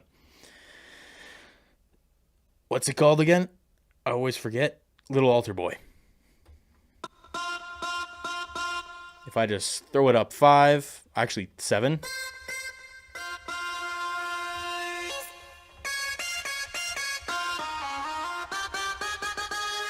There we go. So that's a lot better for a lead. Now let's throw the lead melody on this. First of all, pitch it in place. Do-do-do.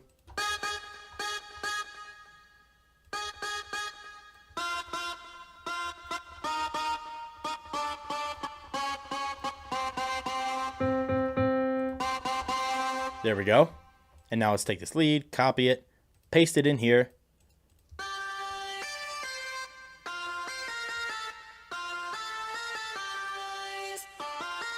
Oh, that's kind of cool.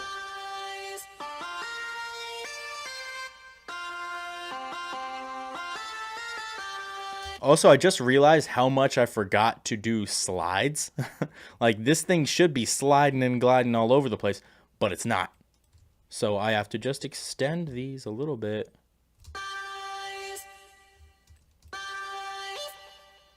Oh, but wait, it doesn't work. Oh, man. Oh, there we go.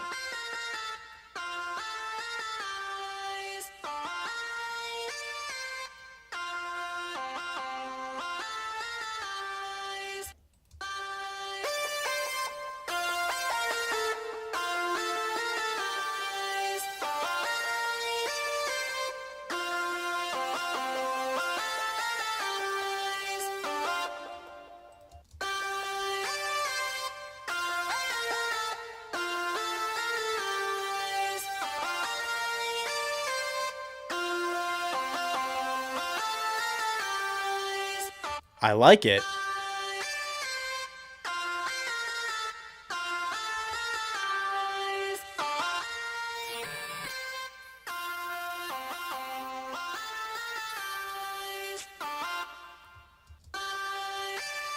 Big crushing is annoying if you add too much, but I like adding it on vocals.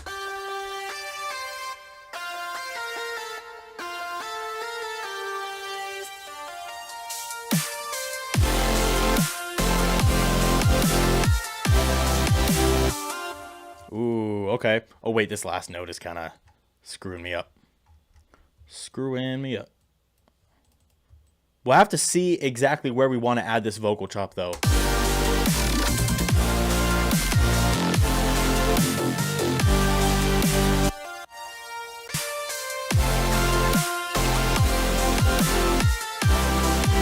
There's so much going on.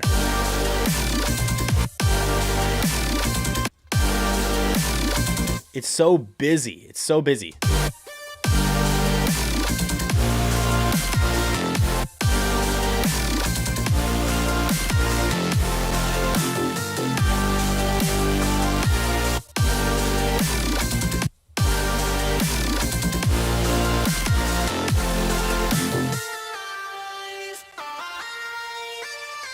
I have another idea though. I'm going to mix it together because I think it's really busy and I'm going to have to figure out if I want to take things away.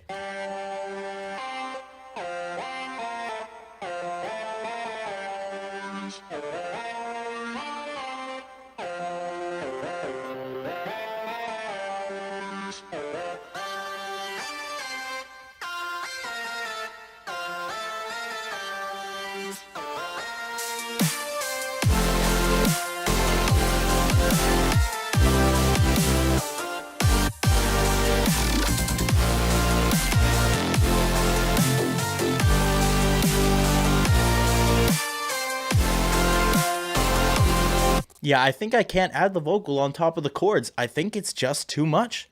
Unfortunately, I just think that's the case. So what I'm going to do is I'm going to remove that there, remove that, and that, and that. I'm just going to mute these areas right here of the vocal.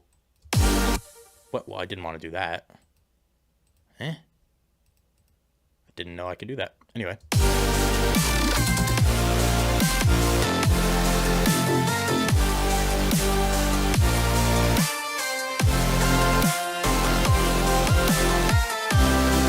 Which means I'm going to scoot this over. Yeah.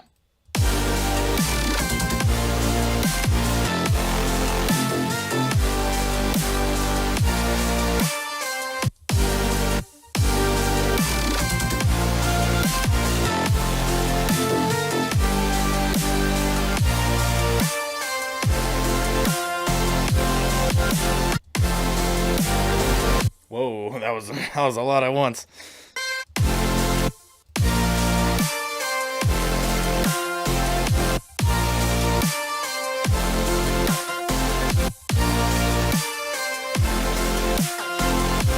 Ooh, that's kind of interesting. Nah, it sounds too stop and start. That's why I'm thinking that I'm going to have to turn the vocal down a little bit and use it as just a layer for the synths again.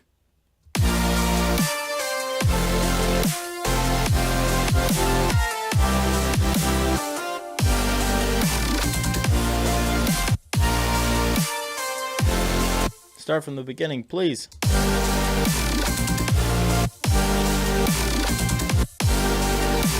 First of all, this bass right here does not get to fall down.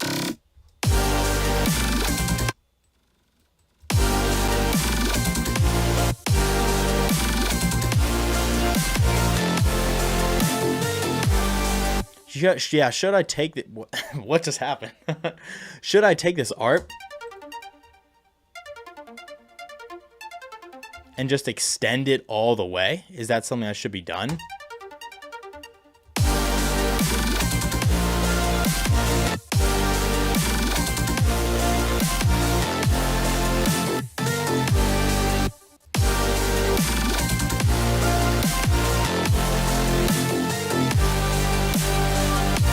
Because I don't feel like I want to do that. I don't feel like that's something I want to do.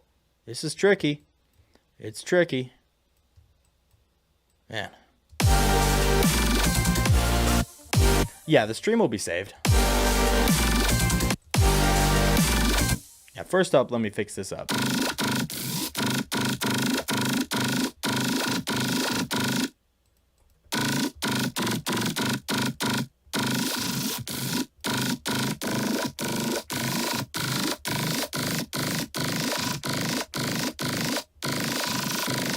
I just need it to be a little more subtle, that's all.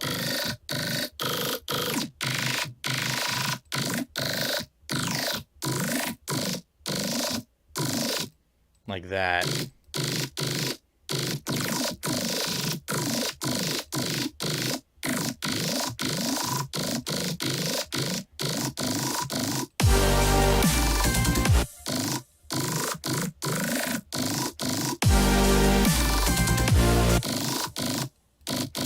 Why is it so stereo?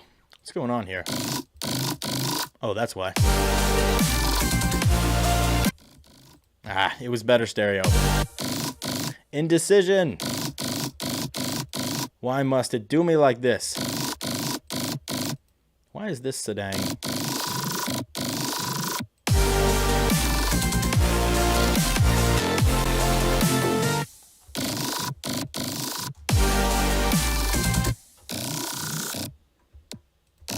Oh, I felt like it was about to crash there. Because high end for days.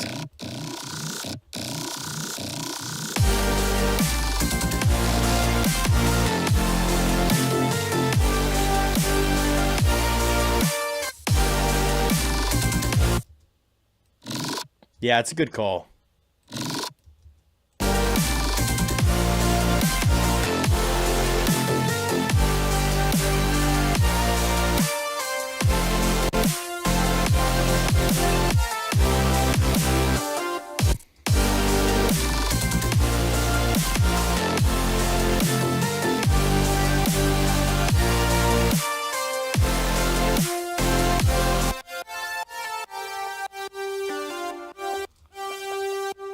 Someone was saying a little more of a synth wavy lead, and I'm actually on board with that. I think I can use flex for a lead such as that. I really like how the basses are becoming a little more background and I'm focusing on the actual melodic stuff.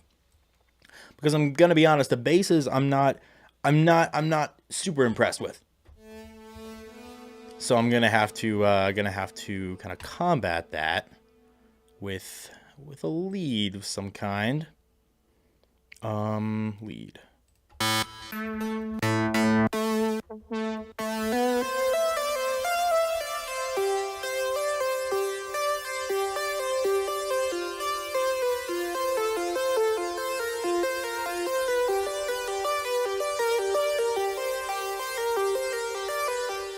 Have I told you guys that I love synthwave? Because I love synthwave.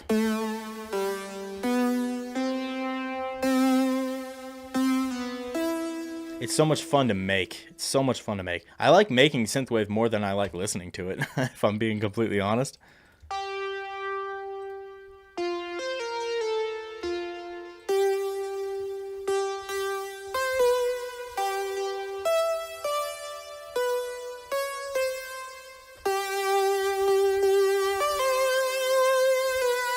Ah. There we go.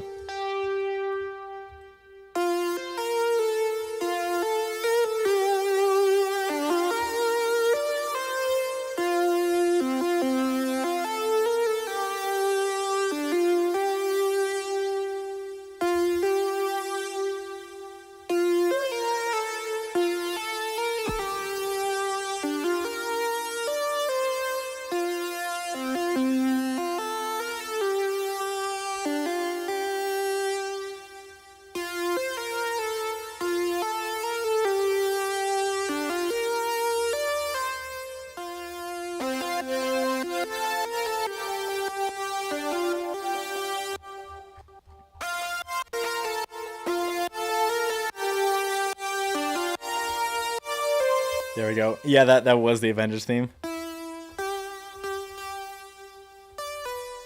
I can't even play it again. Come on.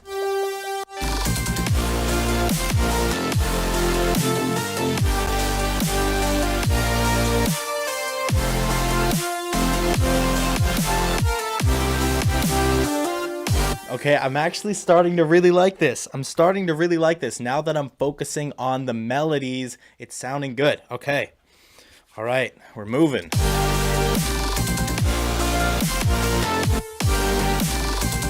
Why is that still weak, though?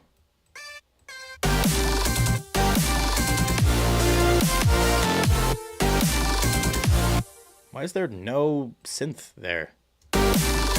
Oh, there. Oh, I copied. What? It doesn't make any sense.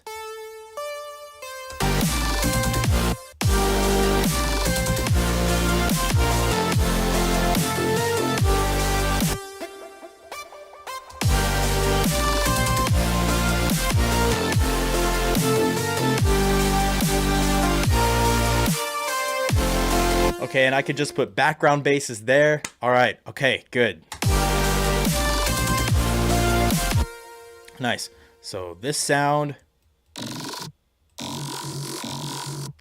horrible. Why does that sound so atrocious? What makes this? Oh, it's that. Oh, that's better. Why was it all the way? Why was I doing that? I don't know. Since when you got a tattoo on your hand? Yeah, I've had this one here for a while, as well as this one here for a while. This is the new stuff. This is the new stuff.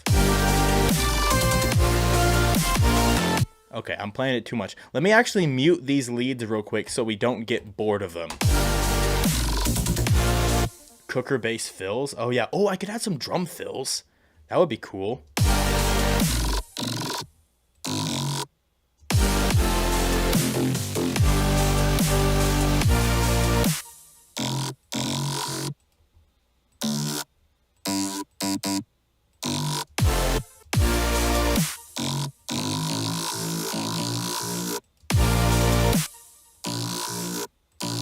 Why does it sound like there's an F sharp in here? Because there is. Where's the F sharp?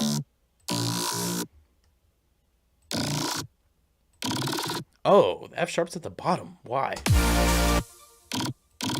Oh no, that's not an F sharp. That's an A sharp. Never mind.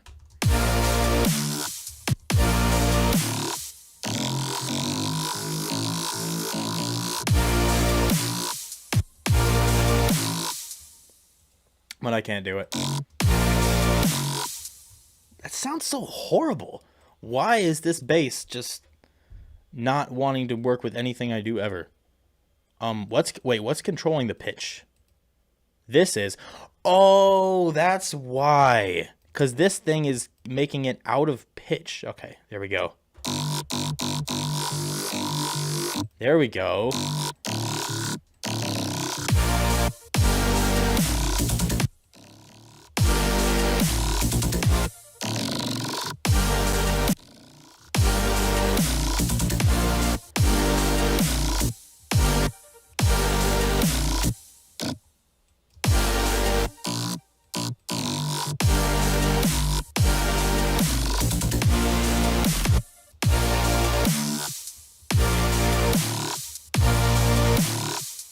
Yeah. And then where's this?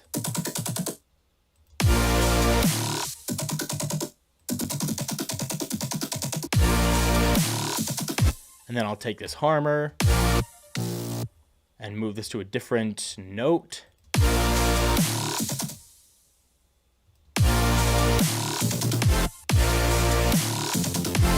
Yeah.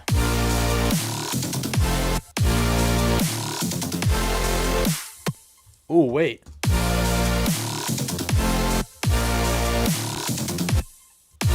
That's kind of sick.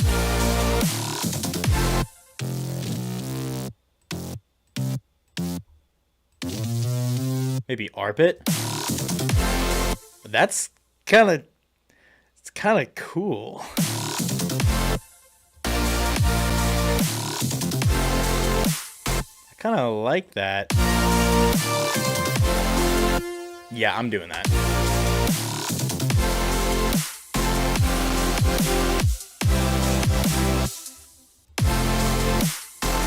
And then I need a bass right there. And that's where I want to make something new. I don't think I'm going to spend too long on this bass because, again, this is kind of, we've established that the basses are being a little more background here. What on earth is this serum? Oh, that was that. That's not being used ever again. I'm never opening that. Let me pull up Harmor. Sorry, I knocked my mic. Sorry, I meant the other way around. I do C minor as the 4 chord, as the 4. I don't know where you're talking about. This is the problem. There's a lot of chords here, and there's a lot of notes I could change. I'm not sure exactly where. Do the last chord. This one. That's an awesome chord. This one. That's meant to be more of a. I could add some more to that. It's spread out on purpose that way.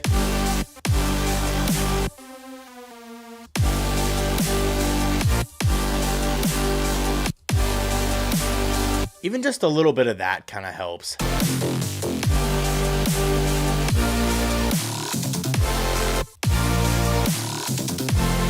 That first bass might change.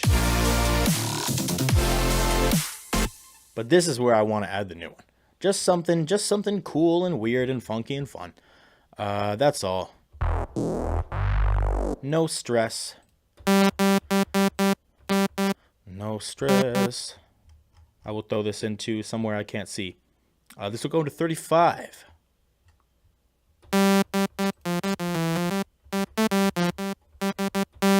What if you switch the first half with the second half?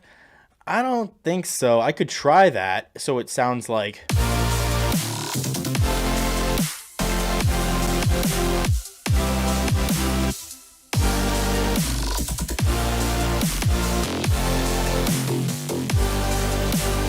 Maybe. That could work, but I don't think I want to do it that way. I think I'm pretty used to how it is right now, and I would prefer to not confuse my brain. Anyway,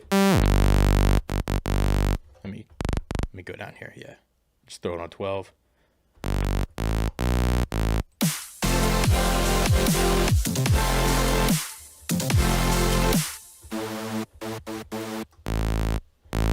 Yeah, that's what I want.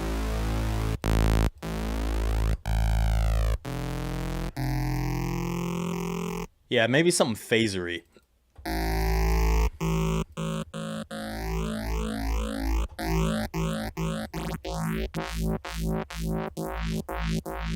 There we go.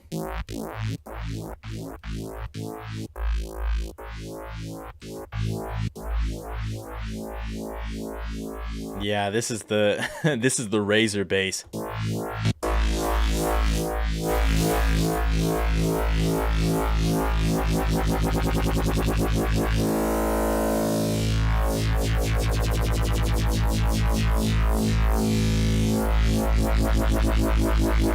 I'll go AU5 for this one.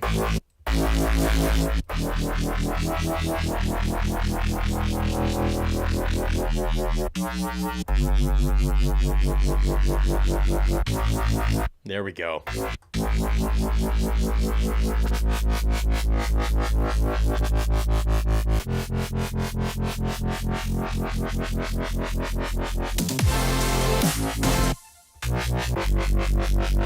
Mm-hmm.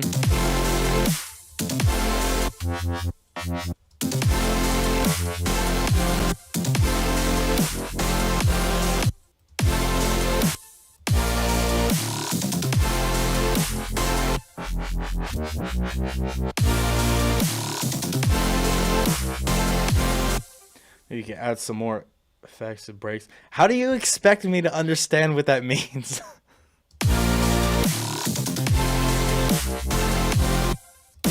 Okay, that sucks. It's a good sound, it's not doing that. Because first of all, this thing needs to start at the same time each time, and it's pissing me off.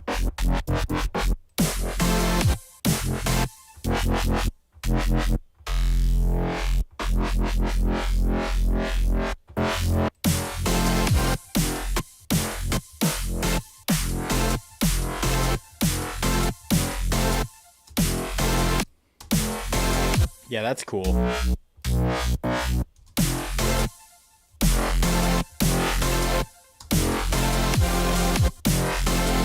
Yeah, okay. Oh, this doesn't even have the thick rack on it. Ugh. Not Techno Pounder. What is that? I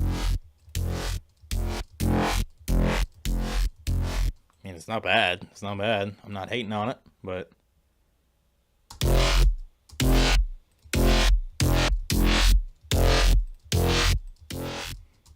Yeah, when people comment and go, "Oh, make a beat that sounds like do do do do do do do do," I have no clue what on earth, how I even start interpreting that.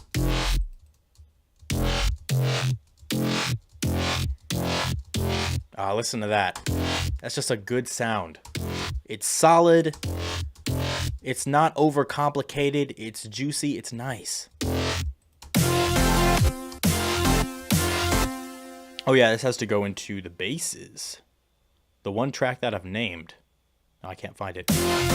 Oh, why'd I put it in 26? This one goes into 35. Oh wait, no, I'm on the completely wrong track. There we go. Okay. This is a bass, I'm assuming, as well. What goes into 34? That's a bass. Why does that not go into the basses? Okay, they're all going into the basses. Let me cut these leads. Put this one up here. Nice.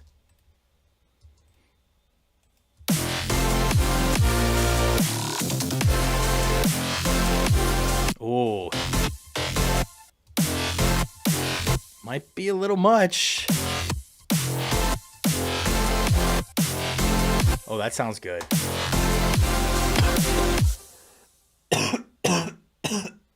Sorry. I don't have the Rona. I just don't know how to swallow my own saliva.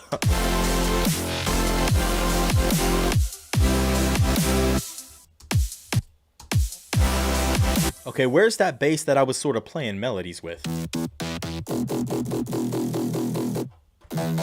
Okay, that's kind of cool.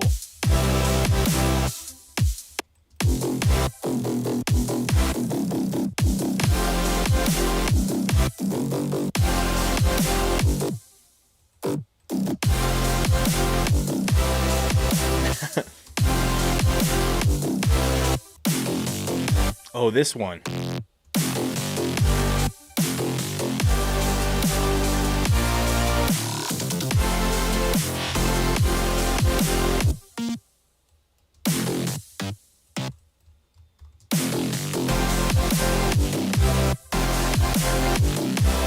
Ooh. Layering two kind of boring basses together makes something really cool. I enjoy that. Oh, and where's my, Oh no, did I delete the, Oh, damn it.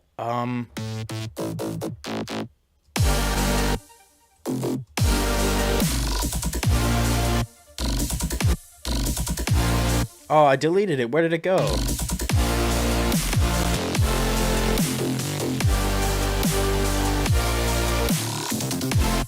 It was here.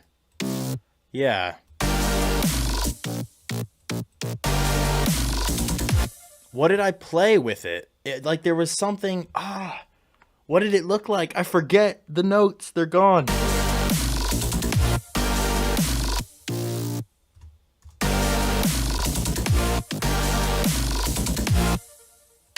They're no way they're that low. That's just dumb. It's dumb.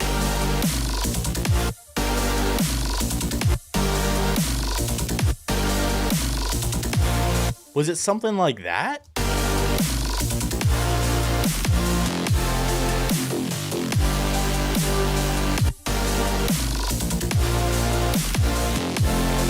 I'll just leave it like that.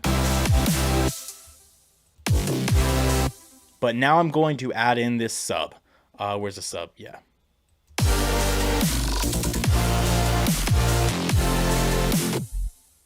Do do do do do do do do.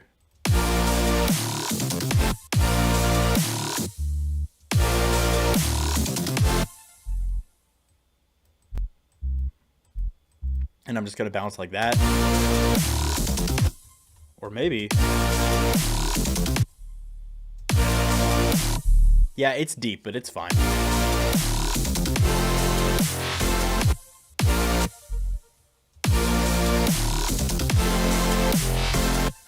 And I'm going to have this slide up just a little bit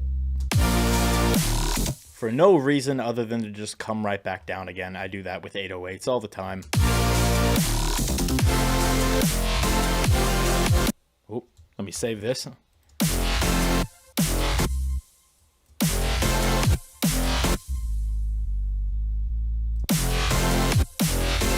Maybe that sounds bad. Never mind.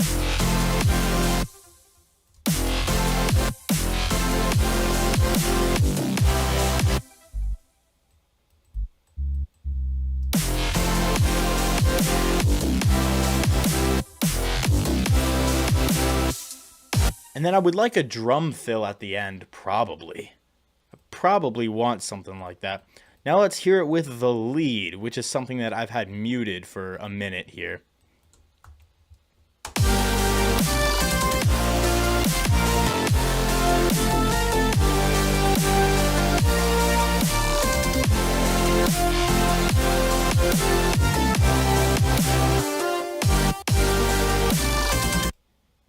Where are these leads? Where's that vocal?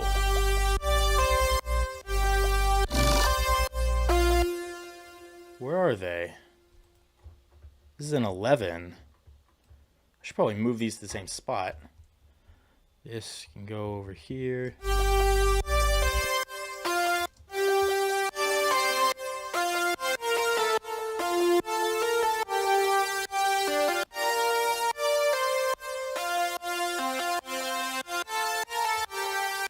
Lower some of those.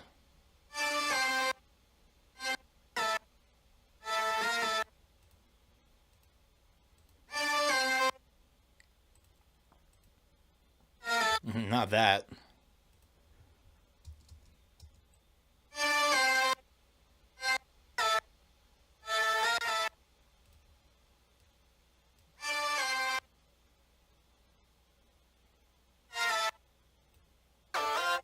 Okay, so that just comes in every now and then.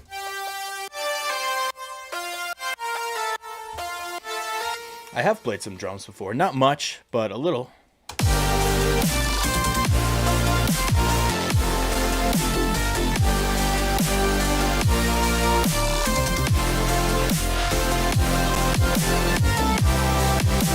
Okay, I think I know what I have to do in order to make this work, is I need to go mixing mode. Okay, let me turn up this right here. That's fine. Need to go mixing mode.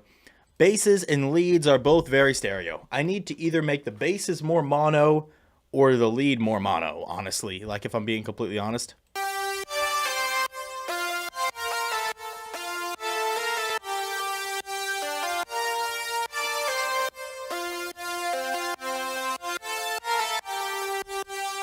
I need one to be more in the stereo field, one to be more in the mono. So let me listen to these basses.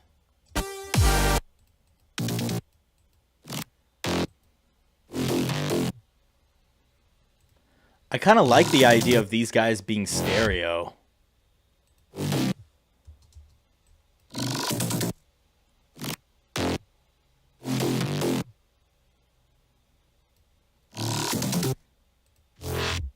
Ooh.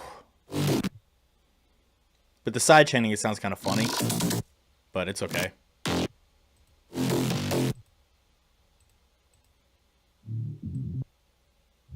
I will take the low end of these basses and make it mono, though.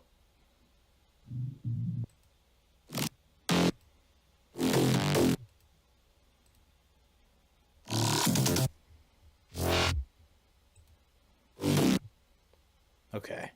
Now these...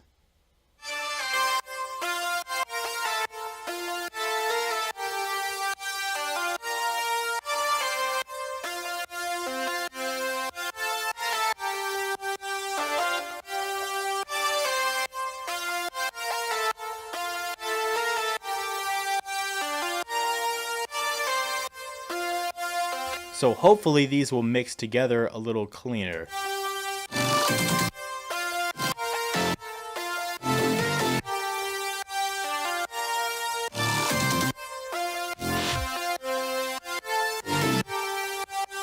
Also, I'm going to do a little mixing trick, and I'm going to pull up this vocal space. Yeah, I'm going to pull up this preset, and I'm just going to use this on the basses.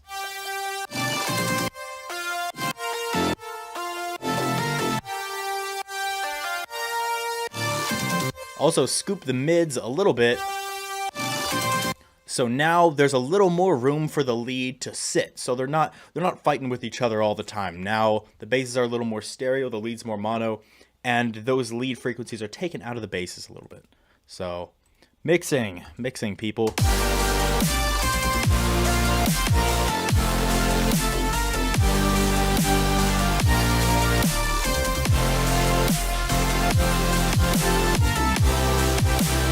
Now the problem is no longer the basses, the problem is the chords. This stuff is hard to mix.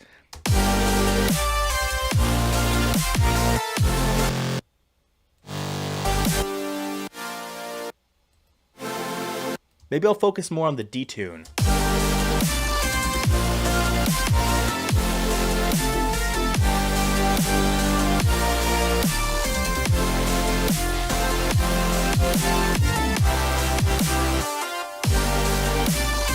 Or maybe it's simply a matter of taking this lead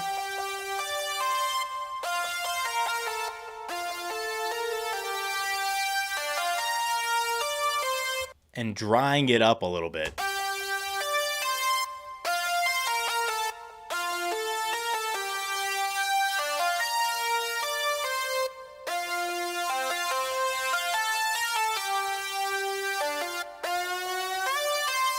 Ooh.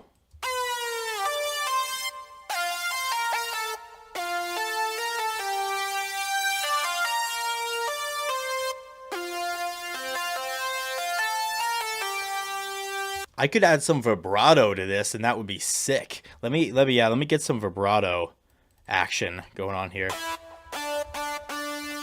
LFO3, come to me. Let me put global master tune. That sounds awesome.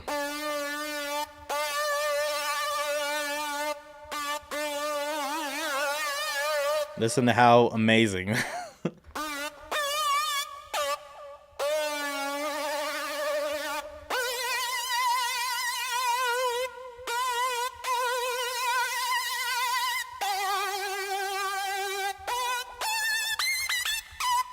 a little more screamy now. Let me maybe add some rise to it.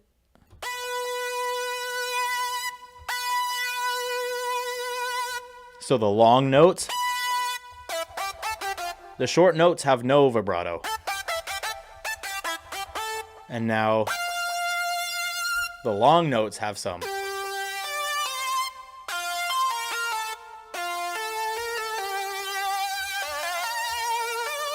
That doesn't sound good. Jesus. Okay, maybe not do that. Maybe I will actually manually automate that. Something tells me that's the right thing to do.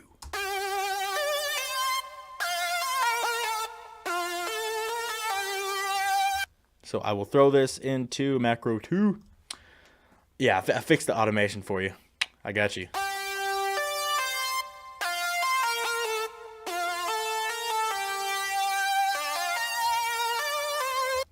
All right, so now let's create the automation.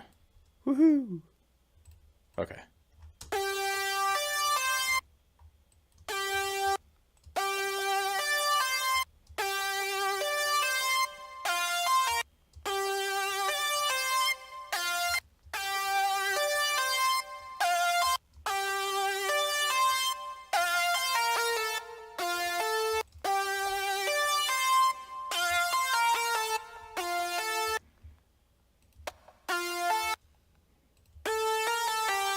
And this one just goes right the way up.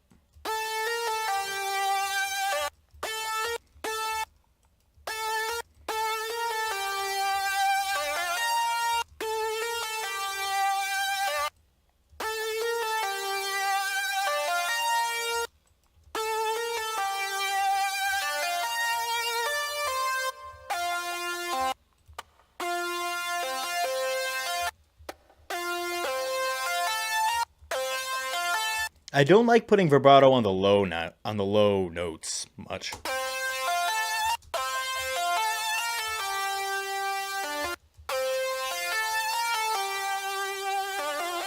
And then these last two notes I feel like have to go. They should probably go now that I think about it. Let me just hear how it sounds.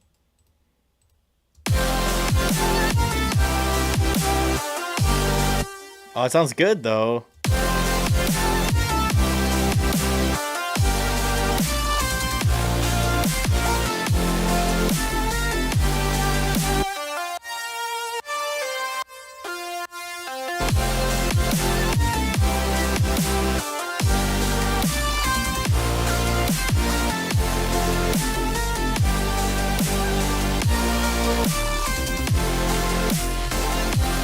Okay, there's a lot going on. I love how this sounds. I love the vibe. I love the melodies and the chords and stuff. Part of me thinks it's a little too hard to understand. It's kind of a mess of melodic stuff, which isn't always a bad thing.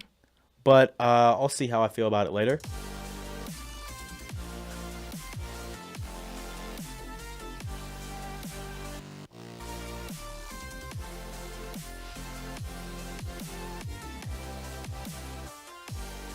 Pro tip, mix with the volume kind of low. It gives you a better feel for how loud things actually are.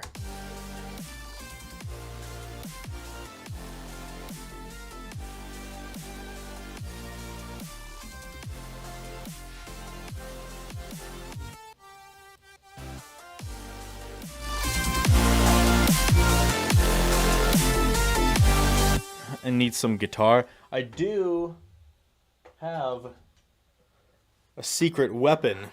Oh, you can't even see it because of the green screen. It's like a greenish blue. I'm learning how to play guitar. At least I'm trying to. I'm not good yet, but I figured if I had time to do like an intro or something, I could pull out the guitar just for some extra flair. Offbeat keys? I don't think so. I think that'd be a little bit too much. Yeah, the first thing I learned how to play was E1 M1, the Doom. Why aren't you in the Disciple family? Well, they're very talented. I'm not sure I'm on that level, and also I haven't been releasing a lot of my own music, so that doesn't give me a good shot of even interacting with them. But okay, what are we missing here? We have the lead, we have the bass, we have the chords, we have the sub, we have the drums. The drum fill at the end. Just a small one. It doesn't have to be too impressive. Got a guitar a couple of days ago. Awesome. Yeah, I got that like a week ago, a little more, something like that. Let's see if I can get some drum fills. I think there was a freebie at some point that had some cool fills.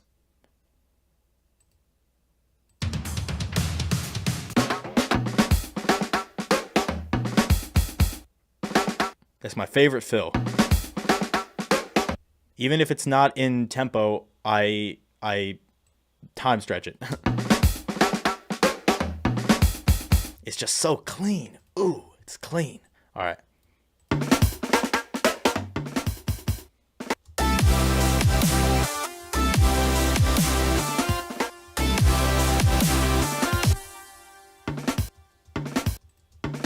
I just have to find a good spot.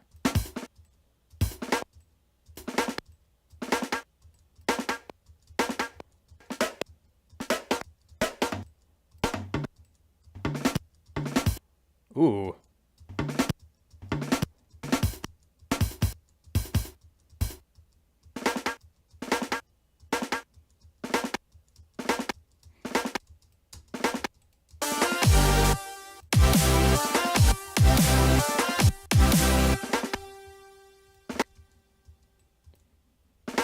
Let's see if I can find a good spot for this to sit.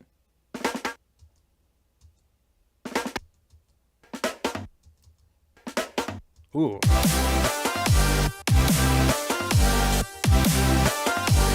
It's a little, I'm going to scoot it a little bit because there's some sort of rhythmical, it's not like perfectly on beat. That's sort of the nature of real drums.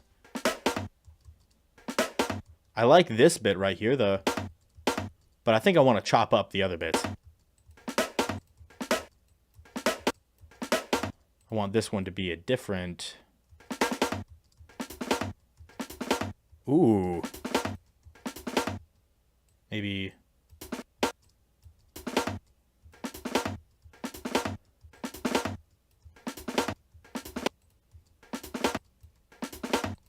I want this. We probably won't even hear these little details. Ooh.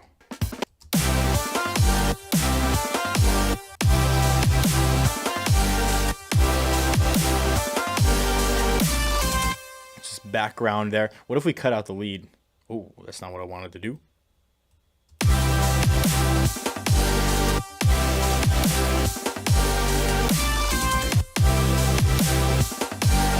Yeah, I might have to just cut out the lead and then have a strong drum fill right there, which means I'll probably add another layer of drums.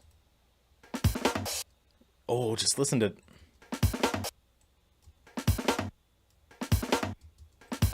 Because it's a clean drum fill, but it's not that strong. So I'll have to layer it with something a little stronger.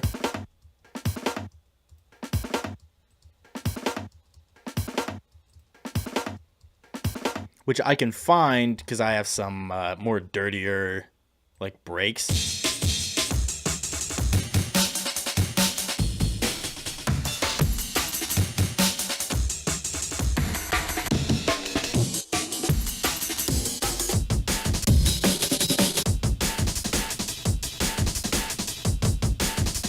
I like that one. Oh, it's so breaky, though. I want something with toms. You're kind of right. Kind of right.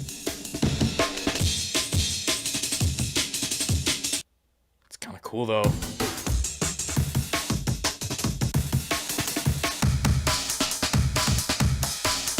Oh, that one's deep.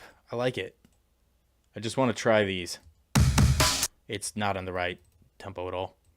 Let's stretch it out.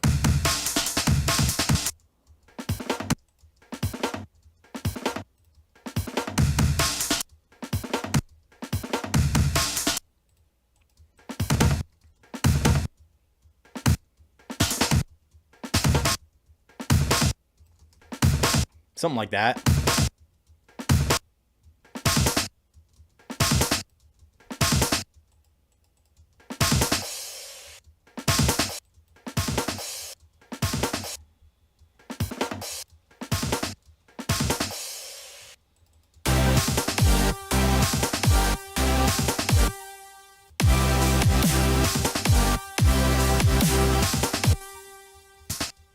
I like those last two, but this first, it's not it. It's not it. We gotta kind of move it around a little bit.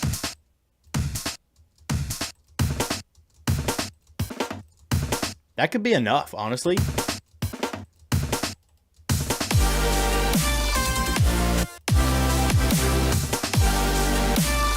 Yeah, that's enough.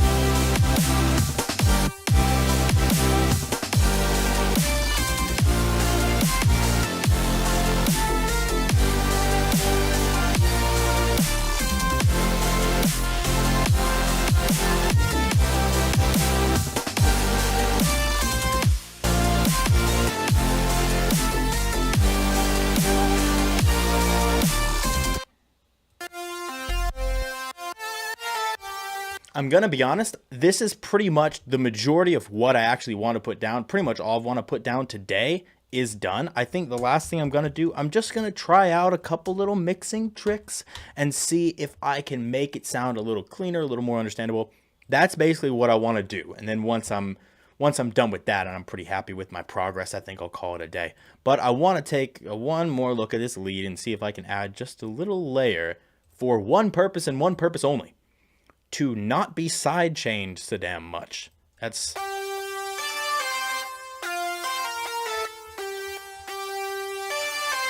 Because the sidechaining is obviously good, you need the sidechaining. I'm not hating on that. It's more that I I want to be able to hear the melody despite a lot of sidechaining happening.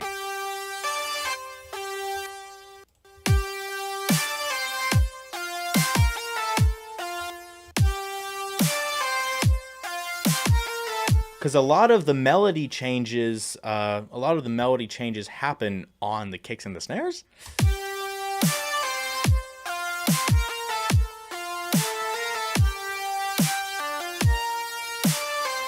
So I might add a little thing on top of it just to kind of nail in the melody. And I might just add a little bell, perhaps. I'll try it out. It doesn't have to work.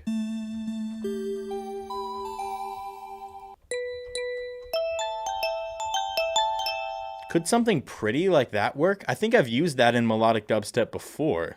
So if I just take this.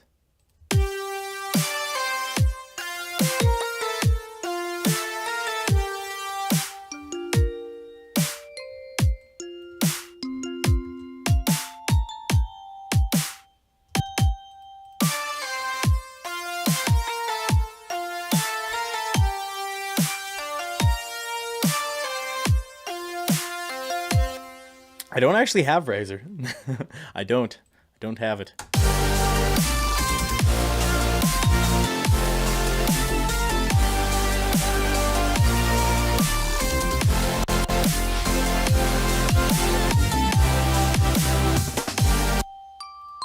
Maybe.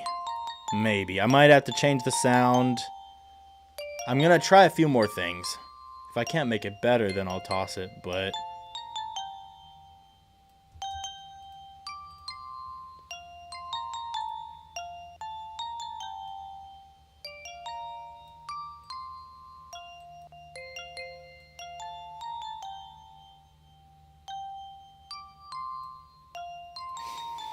Use Fruity LSD. What even is Fruity LSD? I know I've seen it. I have just no idea at all what it is. Well, technically I am using Fruity Limiter for sidechaining, but I'm just manually creating the sidechaining shape, you know? Because, like, that allows me to go from 0 dB down to negative infinity pretty much immediately, whereas with the compressor using the sidechain, you're not actually able to do that. I mean, either way works, honestly. It's just more convenient for me.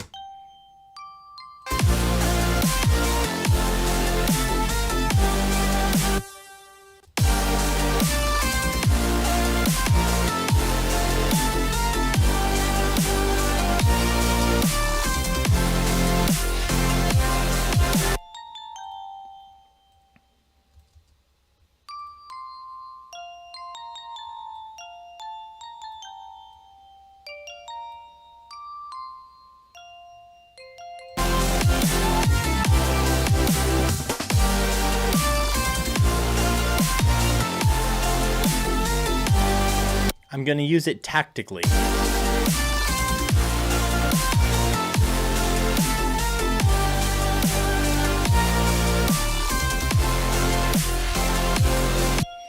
Oh, it plays MIDI sound fonts? Oh, a new sound font player is in the new version of FL, though. If I get the new version of FL, I'll have a better sound font player, so I wouldn't necessarily need that.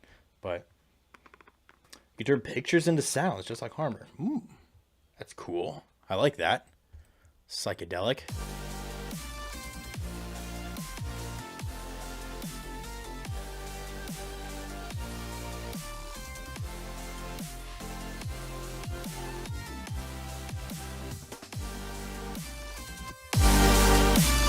Okay, it's sounding decent to me. Let me turn on my my monitors and listen to that real quick. I want to hear how that sounds. It's going to be a whole new thing. You might get some feedback into the mic. I'm sorry about that. You'll live. Come on. Okay.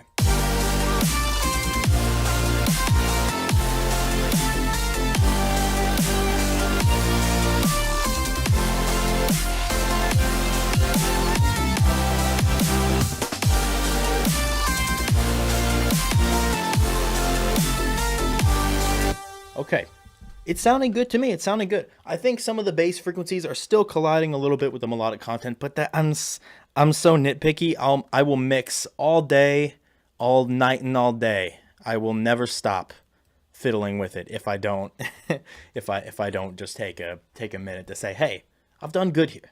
And I think I've done good here. Do I use Peak Control for a sidechain? I don't. I just use little automation clips. Just use these guys.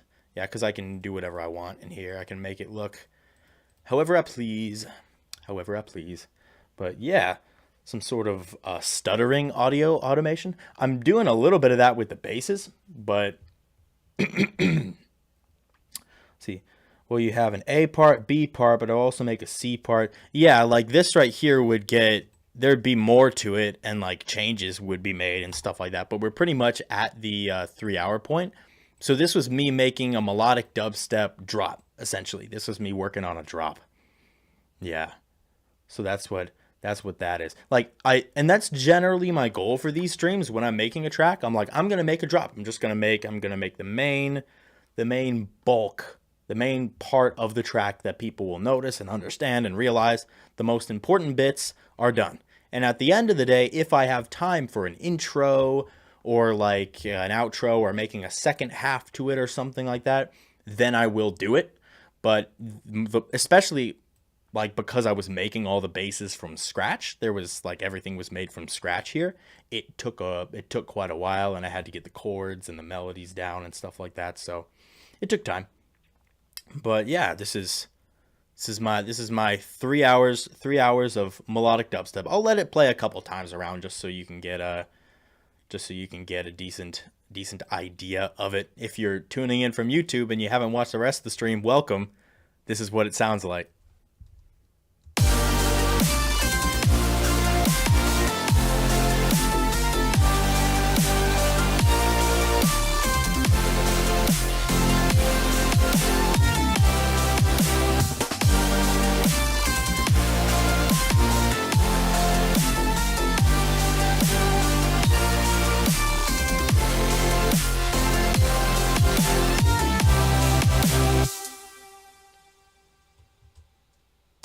There we go. Melodic dubstep, everybody.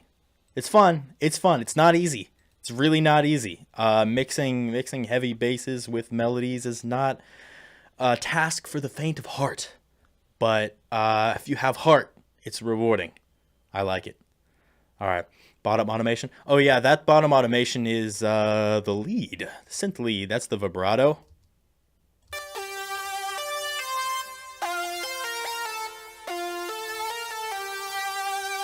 At least one of them. There's like 2 different leads in there, and then there's a vocal chop in there, and then this one pattern has all of our stuff.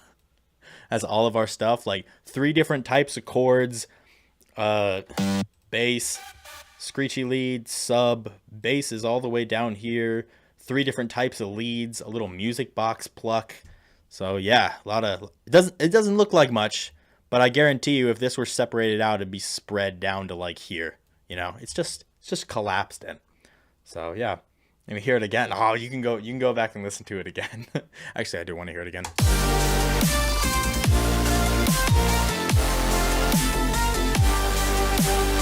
Anyway, okay, that's enough of that. All right, I'm gonna call it a day. It's a fun day of production. I appreciate you guys coming out. You seem like there's a lot of people in this stream, a lot of people in the chat. Thanks for sending me your ideas, letting you know what you think as I go along, because that really helps me with the process. Honestly, when people give feedback as I'm making it, it's like I'm not gonna take every piece of criticism into account, but it does help me get a good idea of what I'm doing. So I appreciate all of you guys. Y'all are the best. I'll see you in the next video. Happy producing. Happy producing. And Happy New Year, too.